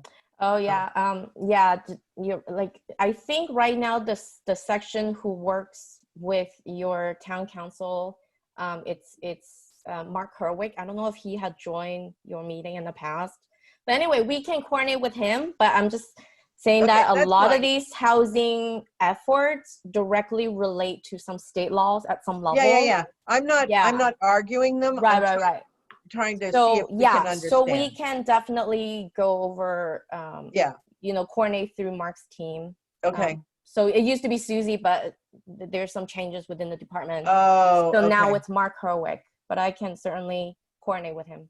Okay, I would really appreciate it because it will just quell some of the questions going forward. That's all. Thanks. Yeah, sure. Thanks. Okay, Councilmember Becerra. Yeah, so I get the county's trying to increase housing access, and so my general question is if the county has any grants or any funding to help homeowners convert to ADUs or to help. I heard faith-based organizations can become shelters. If there's any funding or any grants to support those efforts for all these variety of parties. Well, for ADUs, we can put you in touch with the Los Angeles County Development Authority.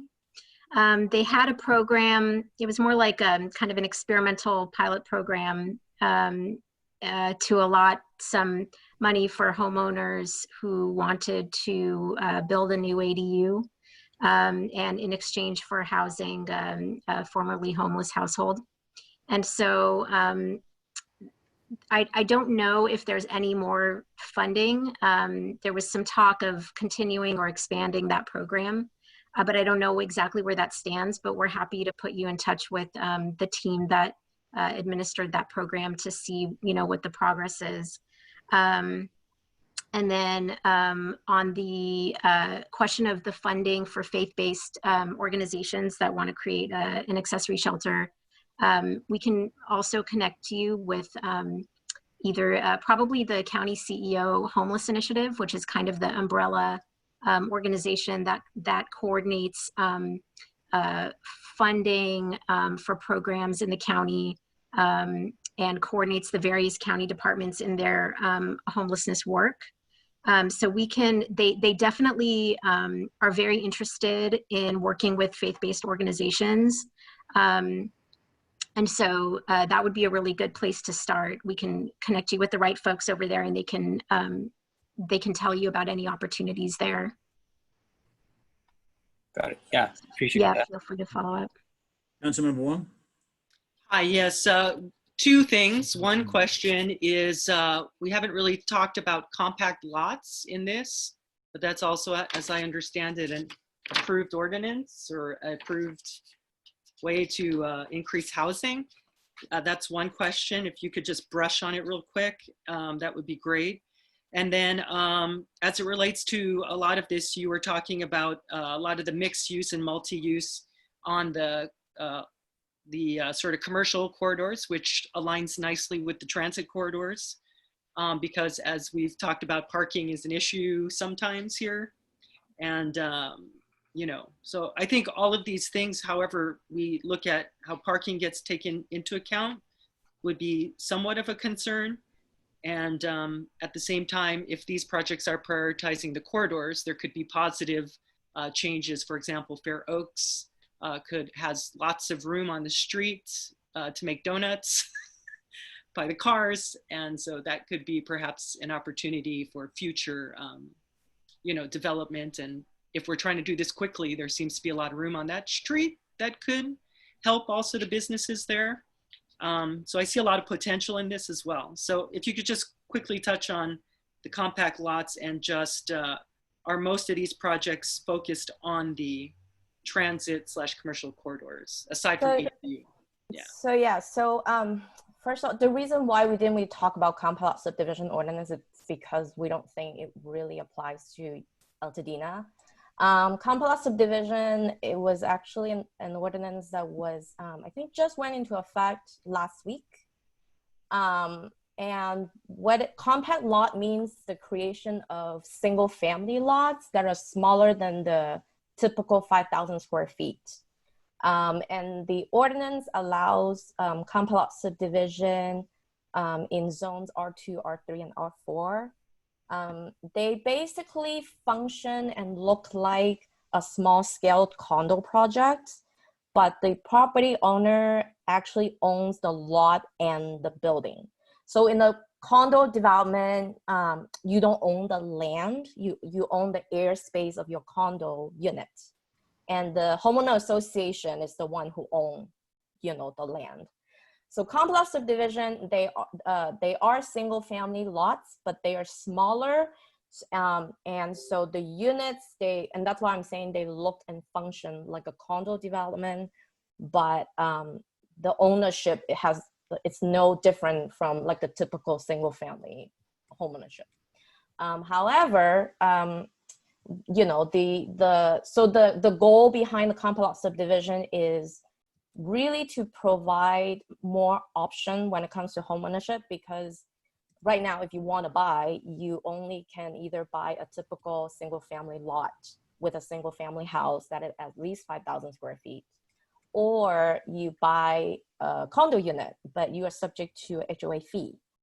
So then the compact lot subdivision, the idea is maybe if you are, you're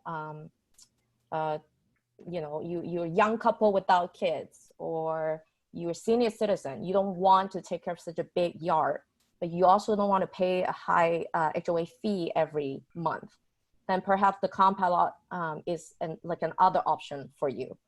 The idea though is that we do think that this is more like an infill strategy, which is why the focus is still the multifamily zoned area. So not your typical R1 area, which most of Altadena, it's zoned R1. So in terms of the density, it's not any different from the typical density that we would allow in areas where we allow apartments. And because these are single family homes, so you can stack them up, right? So again, the owner owns the building as well as the lot. And at Altadena, you do have some, I believe, R3, but they're all pretty much built out, I think, with apartments. So, and also the other thing about this ordinance is that it's meant for infill development on sites that are scattered, underutilized right now within some older communities, so that the project size that this ordinance, kind of aims at are like smaller scale projects. So actually there's a limit that a subdivision that creates create compact lots can only create up to 8 lots. So they all meant to be just smaller scale development. If there is a lot vacant, among all these like apartment buildings or whatever, then compact lot could be another option on this parcel. So it's not meant to create like 100 compact lots, on a 1 acre lot. That's not what it meant to do. But like I said, because of the fact that you don't have a lot of multifamily zoning in Altadena to begin with, and if you do, I think they're already pretty much built out. We think that this ordinance will more likely affect other older communities in maybe like the metro or planning area rather than Altadena. Although there are still, I think, some parcels that are eligible or good sites, in East San Gabriel, for example. But in general, I don't think it will have as much impact on Altadena. Okay, I'm going to, we do have time constraints. Councilmember Vega's been trying to ask a question for a while. I'm going to make that the last question so we can move on, because we still have some other agenda items we have to get through. And then if you can make sure that who the best contact person is out of your group right here, and I can pass that along to the rest of the council. Should there be more questions, then we can get them to you if that's okay.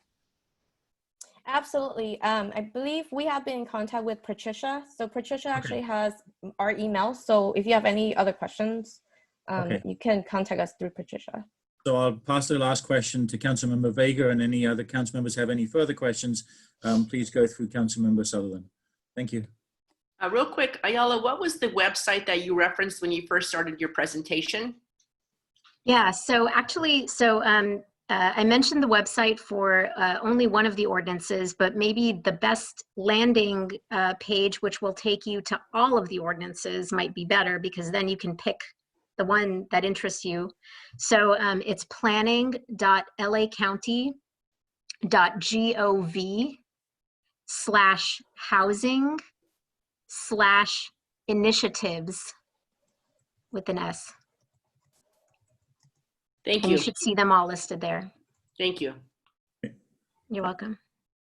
Well, thank you very much for a great presentation. I really appreciate you taking the time out of your evening to come and speak with all of us and to answer the questions that the council members have proposed. This is an extremely important topic for our community, and it's something we could probably continue discussing all night long, but we do have other things to get through. So I really appreciate the time and your commitment to our community. And again, you'll probably expect a few more questions coming in the mail. So thank you. Great, thank you. Thank you. You're welcome, thank you. I'm gonna move on. The next thing is Altadena Community Reports, item 5. I will just let everybody know, I just had a sidebar with Nikki Winslow from the library, and we are short on time right now, but she has agreed to extend our time and to get through these items. So because it's important that we do finish this agenda, but just because the library has given us this extra time, let's just please make sure that we utilize it efficiently so that we can fit everybody in. Okay, moving on. Billy, how much extra time do we have? Because I just want to, we have an item to vote on. That's like our biggest thing. Yes, no, she said, Nikki did let us know that she will stay because she doesn't have a paid employee this evening. It's her. So she's willing to stay as long as it takes, but I also want to be considerate of her time. So if that answers your question, it's not a given time, but she's happy to extend. So, okay, item 5, community reports, 5.1, Altadena Library.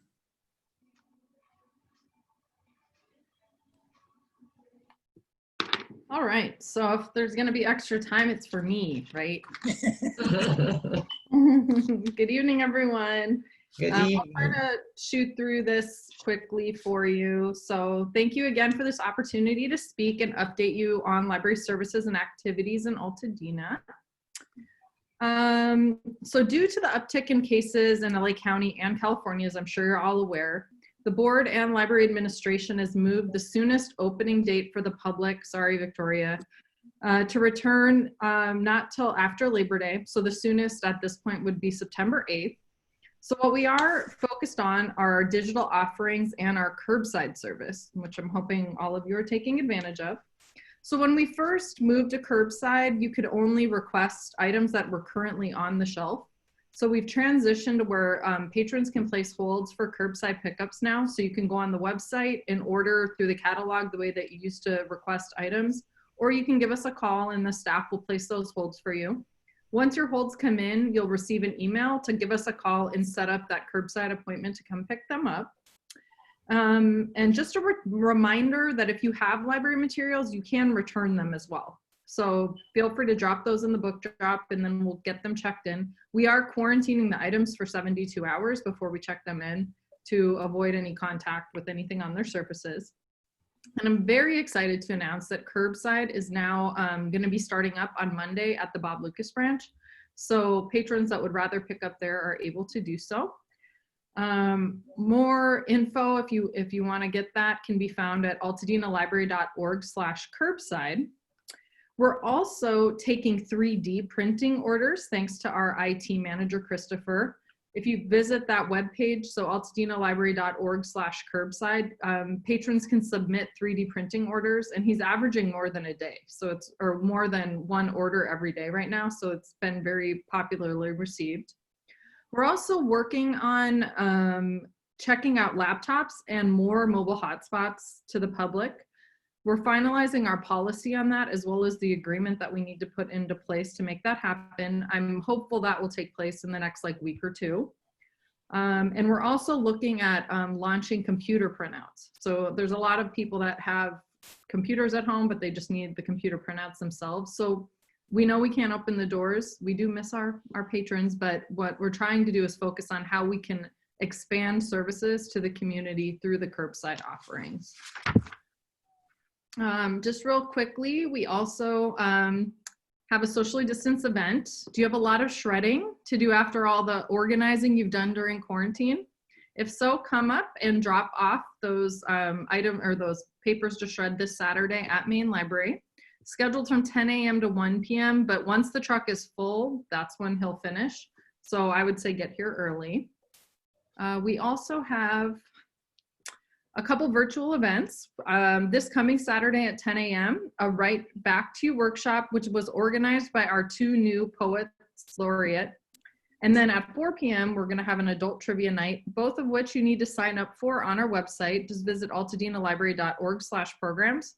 You'll sign up for the program and then we'll send you a Zoom link so you can join the program at the appropriate time. Have you read an amazing book lately? I know a lot of us are stuck home reading. So if so, I would encourage you to attend our Friends of the Altadena Library book pitch party this coming Sunday at 1:00 p.m. Join fellow book lovers and pitch your favorite book or something interesting that you've read. And again, you'll just go to altadenalibrary.org/programs to sign up for that Zoom link. Would you like to be more active with the Altadena Library District? Now is your chance. As I'm sure many of you know, we have 3 seats on our board that are open right now, and we are in the middle of the filing period, which closes on August 7th. Not sure where to start. If you're interested, watch our instructional video. If you visit altadenalibrary.org/board election, you can watch a video that our trustees, Katie Clark and Jason Capel, put together and have access to the slideshow that she made that walks you through the process of how you run for this office. And it's not just applicable to the trustee or the board. It would be for any election that a person could potentially want to run for in LA County. It was full of really good questions, and I would highly encourage anyone that's interested in running for office in general to check it out. Let's see. So as a key community resource, planning for our future is our top priority right now. It's important to keep our libraries safe and clean, maintain library hours, continue essential programs, and provide up-to-date print and online materials. To meet our needs and continue providing quality services, we've been exploring the option of a future ballot measure. Right now, we've been going through a feasibility study that has included a poll, conversations with opinion and thought leaders, including many members of the Altadena Town Council, and currently have an online survey in an effort to get as much feedback from the community as possible about this. The next part of this is our public hearing that's coming up this Monday, July 27th at 5 p.m., which is our regular board meeting time. We encourage you to take a look at the board package from last Thursday, July 16th, where we heard presentations about the polling results, as well as an overview of the ballot measure process. The community can send public comment to be read during or read into the record, or can sign up to get the Zoom link and attend the public hearing through Zoom. All of this can be found at altadenalibrary.org/public comment. And again, if you want to take a look at that board package, it's altadenalibrary.org/board of trustees, and then under meeting materials. Okay, let's see. So census. Not to be a broken record again, even though I talk about it every month, just a reminder to go to my2020census.gov to fill out the census if you haven't done so already. Overall, Altadena has 70.6 of its households that have responded, but as all of you and I have said, we want 100%. So in coordination with Altadena Town Council, we have printed these yard signs that you can see in the photo in both English and Spanish to promote filling out the census. These have been focused on the less counted areas, but we have leftover signs. So if you're interested in getting some for your census tract, please reach out to my marketing and community engagement manager, Chloe, at marketing@altadenalibrary.org. Can you believe summer reading program has almost wrapped up? It's crazy how fast the summer's going by. Don't worry, you can still sign up and complete activities to earn a chance to win big. Visit altadenalibrary.org/summer to sign up and track your activities. The final day to track your progress is the last day of July, so right around the corner. You can earn up to 2 entries in your age category, so please visit the website and complete the program if you have some time. And then I did want to briefly touch on the Taste of Dena event. So for the past several years, the Altadena Library Foundation's annual fundraiser has been Taste of Dena. This will be my first one, I'm excited.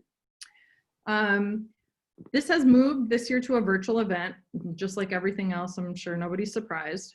We are very hopeful all of the community will again get behind this effort, which will include potentially a virtual silent auction with Altadena-centric items, a mystery wine pull for pickup, virtual screening of special library videos, as well as opportunities for sponsorship.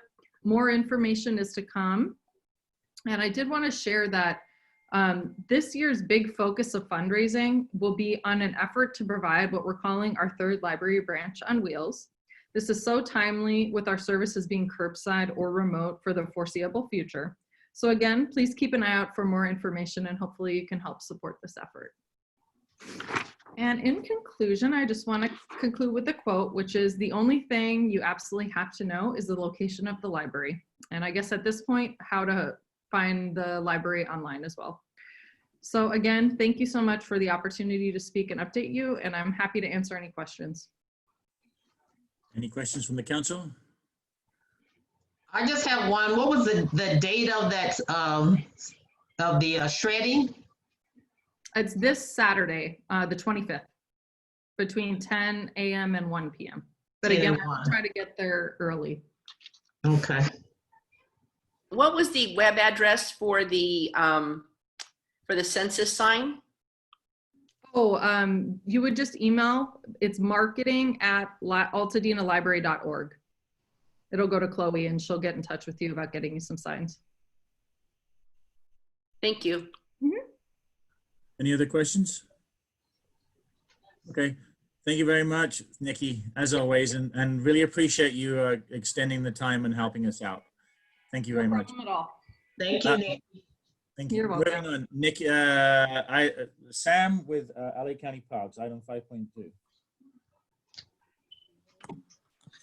Hello, can everybody hear me? Yes. All right. Good evening, everybody. Just wanted to bring everybody up to speed on what we have going on in the Altadena parks. Currently at Loma Alta Park, we are running our summer camp, and it is an esteemed summer camp that we have enrolled with 12 participants. So basically what the county did, and I believe I explained this last month, was that we were going with a new model due to COVID-19.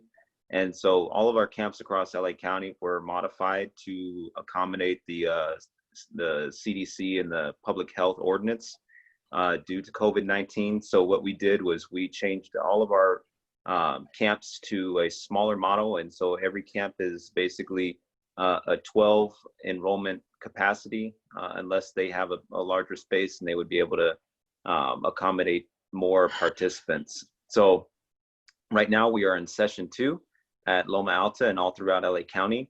And we currently have our Esteem camp, and we were also able to get our sports and fitness camp. All of these camps, we abide by the health ordinance, like I said, and we practice social distancing, inform the kids about physical distancing, and we have staff on site to ensure that all the amenities are cleaned and sanitized after the use of that amenity. And we also have our summer lunch program that we have running during our summer camp. However, with our sports and fitness camp, that is a mini camp, and it is only from 9 to 12, but our Esteem camp goes from 9 to 4. Our last session will take place first week of August, and this one, session 2, will go to the end of this month, so it's this week and next week. We also are doing a partnership with the Altadena Library during the camp. They've been coming and doing little readings with the kids during the lunchtime. So I want to thank Nikki for that, and her crew has been outstanding coming to Loma Alta and doing these presentations with the kids. One last thing regarding the summer camps is that we do have a cheer mini camp that is open, and it is fully funded by the 5th district. So that is a free camp for anybody that wants to register for session 2 and for session 3. Tomorrow is the farmers market, so that is every Wednesday from 1 to 3.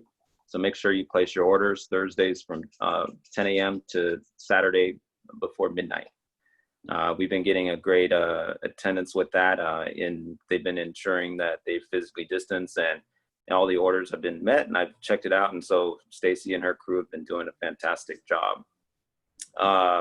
One thing that we do have new, and I sent some of this information to the board, is that we have our Parks After Dark. So it's called, this year due to COVID-19, it's called Pad in Motion. So it's technically not a program. It's more of an open space and a safe space for the public to come out and walk.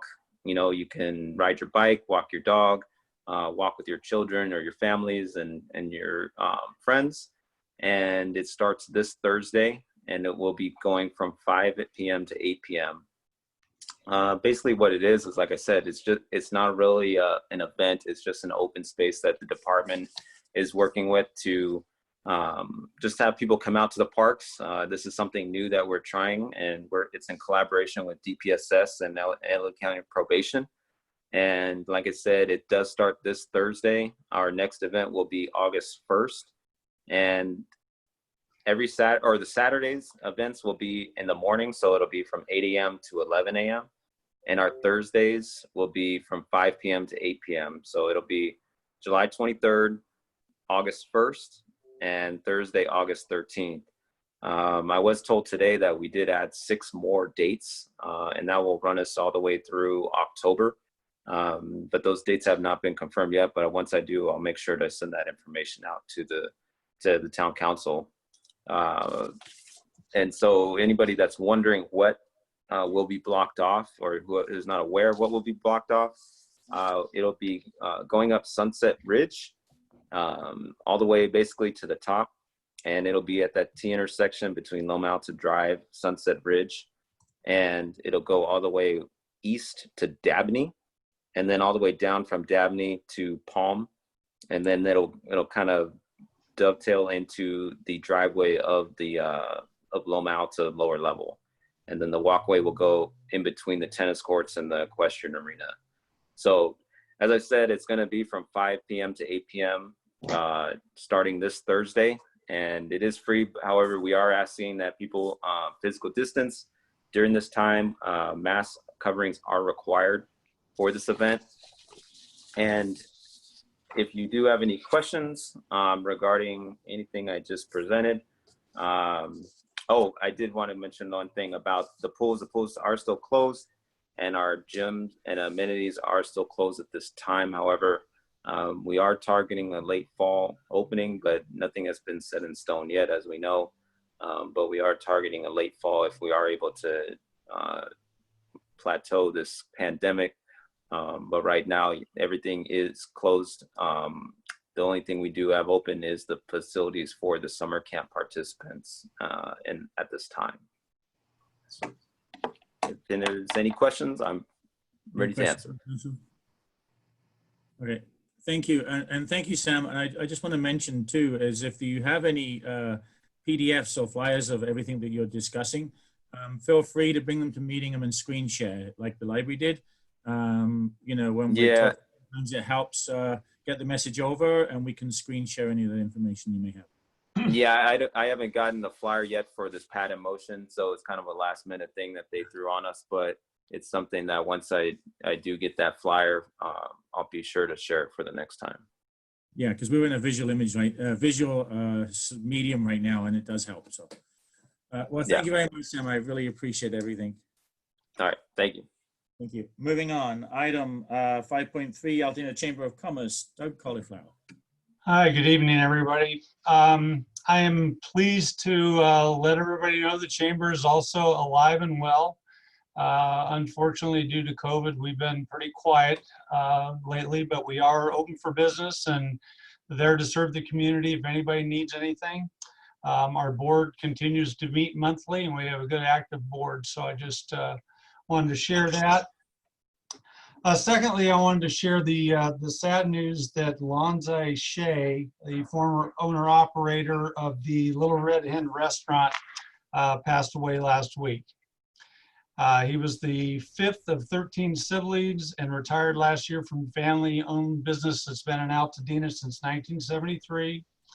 The Little Red Hen has been a staple in Altadena for 50 years and is currently being operated by his sister, Barbara.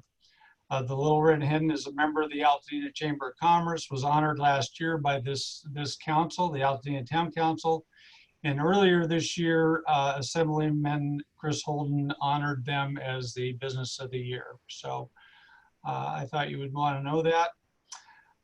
And then lastly, and no big surprise, and most everybody probably knows, I'm going to have to slip my Rotary hat on for just a moment, and the Altadena Rotary Club has officially canceled this year's summer concert series due to COVID.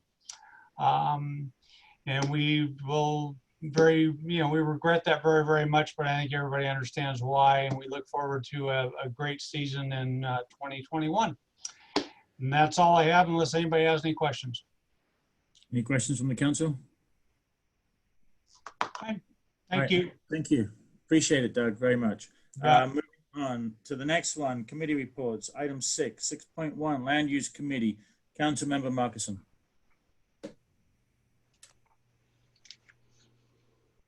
You're on mute. Unmuting. Okay. Unmuting. Yes, the Land Use Committee met 2 weeks ago. We voted on an item. We voted to pass it on to the Altadena Town Council recommending approval, but Billy, it's a little bit complicated. So Billy, you'll go through with it quickly what everything is.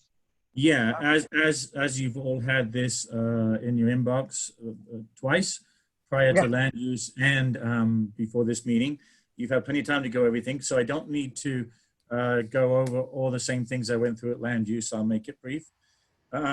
This is project number R2017-003740, permit number RPPL 2017-006242. It's an application by the Theosophical Endowment Corporation, 43 East Mariposa Street, Altadena, California. I'll give you the description of the project first, which is the continued use as the administrative headquarters of the Theosophical Society and the residence for the volunteer staff, not to exceed 25. There will be uninterrupted use of the property. There has been uninterrupted use of the property since 1951. The staff walks to work at the Theosophical Library and Publication Department at 2416 North Lake, 3 blocks away.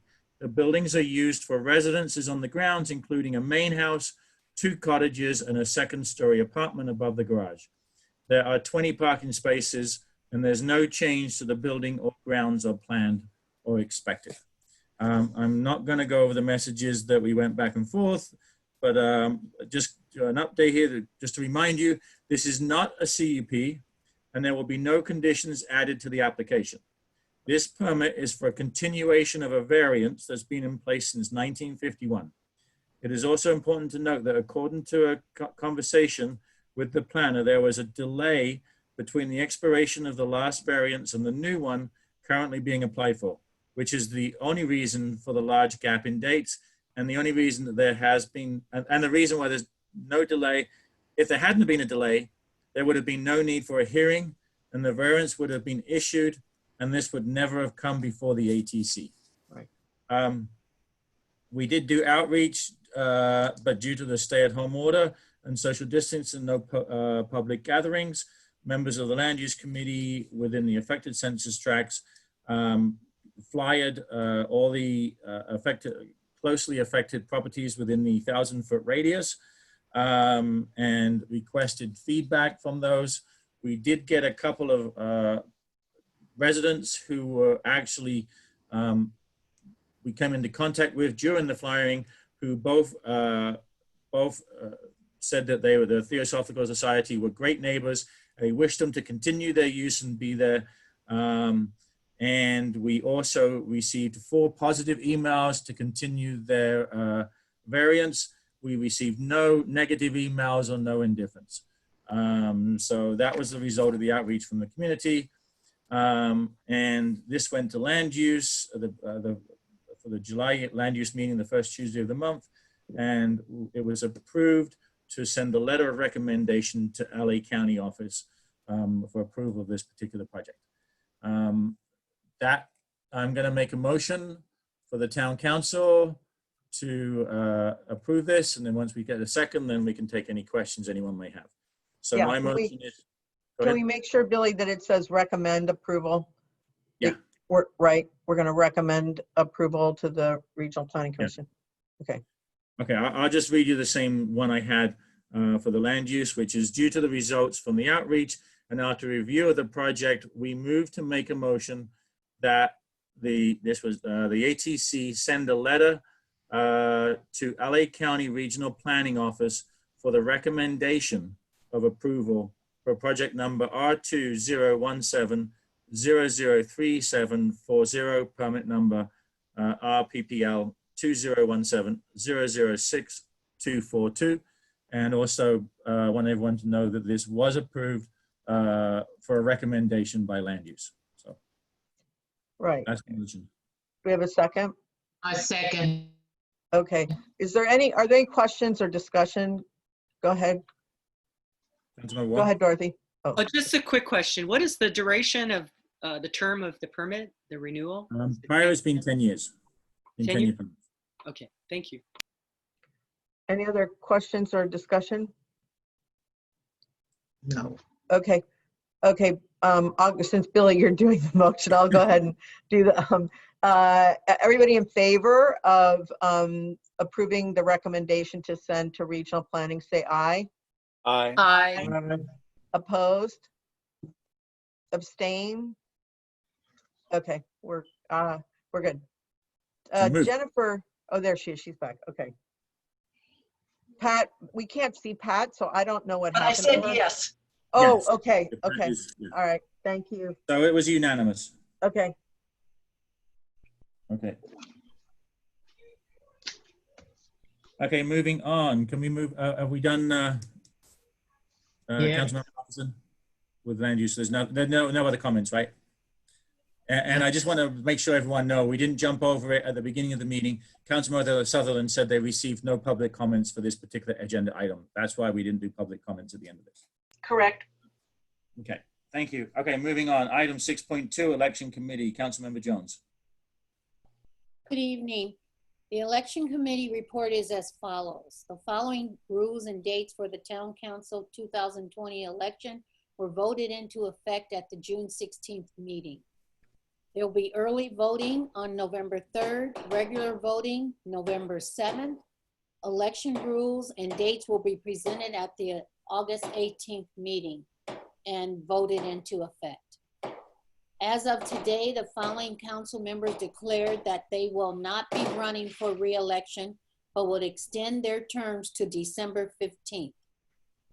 Antonio Becerra, Jennifer Lee, Okuri Izimi, Jeff Simmons, and Gloria Sanika. Sanika, I'm sorry. Oh, it's late, I'm getting tired. So I will continue to provide updates through the website and through our meetings. I'll close my report with these words. This election year, think globally and act locally. Thank you. Thank you. Thank you, Councilman Jones. Does anyone have any questions? One thing I just want to make sure that was clear in that, I think you understood, but I just want to verify again. The reason why, even though the election is in November, it was stated that the council members will be staying on till December is because once the election happens, it takes a month before the council members are replaced. So that's the reason why there's a sound of difference there. And I just wanted to reiterate it in case it wasn't. I mean, you know what I'm talking about. All right. Thank you very much, Councilmember Jones. Any questions, or we can move on? Okay, moving on. Item 6.3, Safe Streets. Councilmember Wong.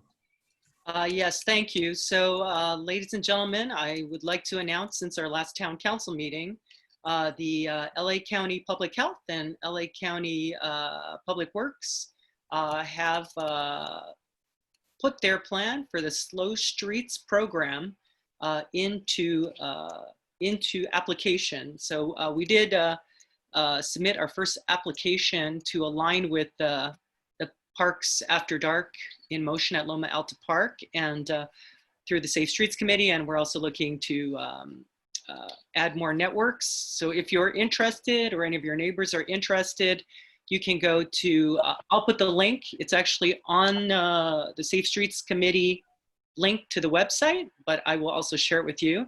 And again, the Slow Streets program, the purpose of it is Streets for Pandemic, this is my graphic, response to recovery. So the Slow Streets program is part of the county's local emergency response to COVID-19.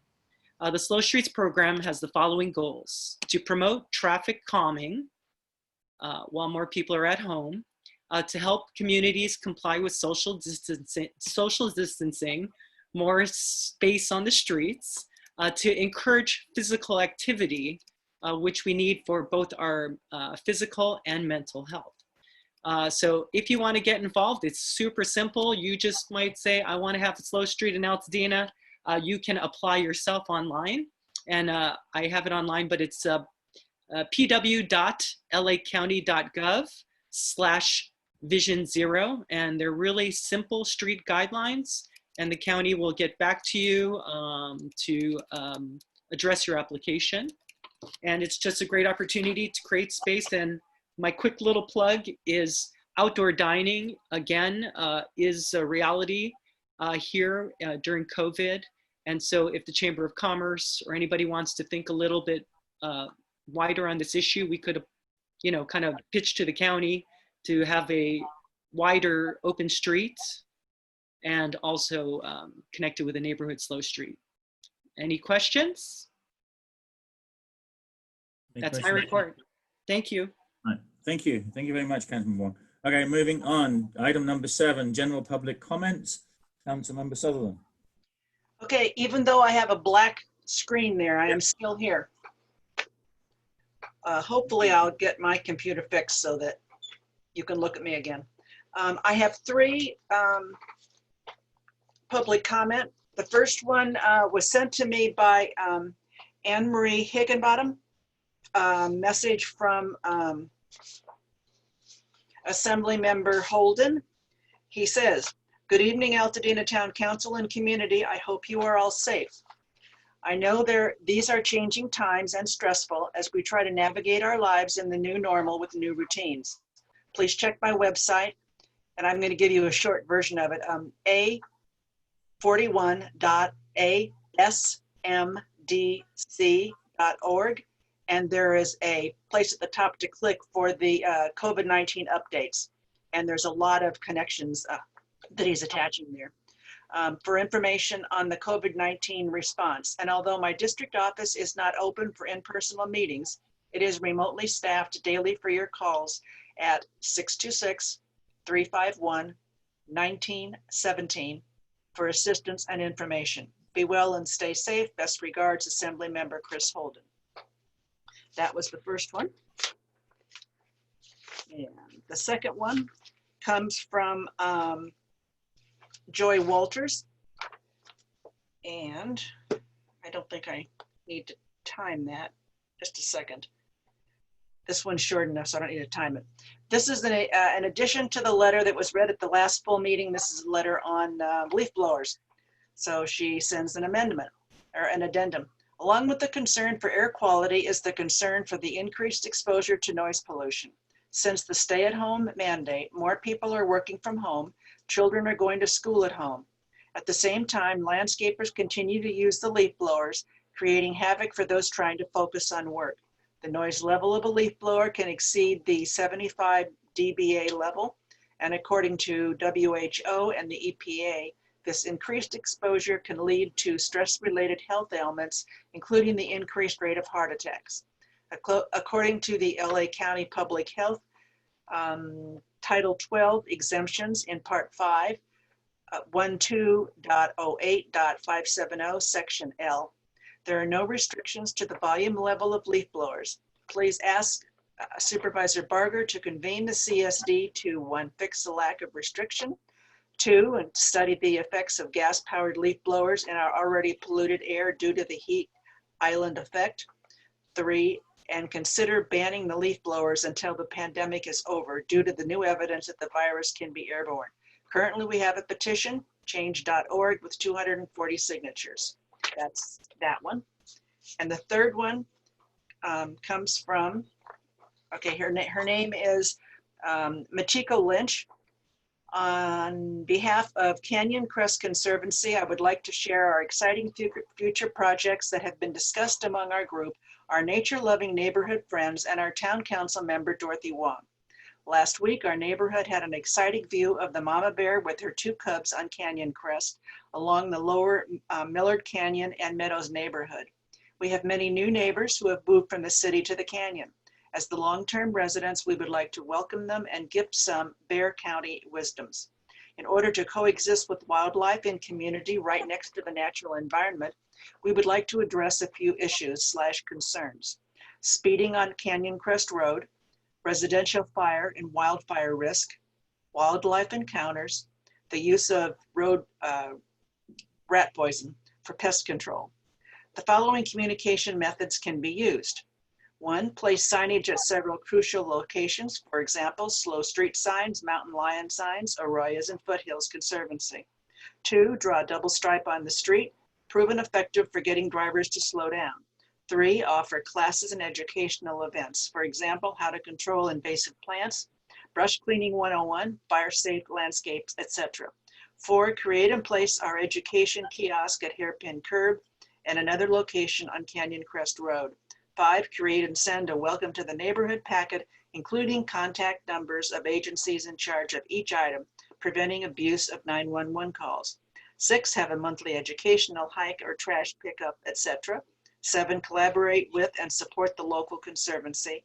8, promote poison-free pest control, including bear-proof trash cans. We hope these projects will be adopted all over Altadena and will help our canyon community and wildlife coexist in a harmonious way. Thank you. That's the end of public comment tonight. Thank you. Thank you, Councilmember Sutherlen. Okay, moving on. The last item on the agenda, census tract reports, 4603.01, Councilmember Wong. Thank you very much. So that public comment that was just read addressed a lot of the things that we're working on, or just you're really getting the conversation going during COVID. Again, brush clearance, anybody is interested, you know, the goal is to get a lot of this town-wide for Altadena to become more fire-wise. We had actually a brush fire yesterday at the top of El Prieto Road. And then one of the residents showed me an area that needed brush clearance.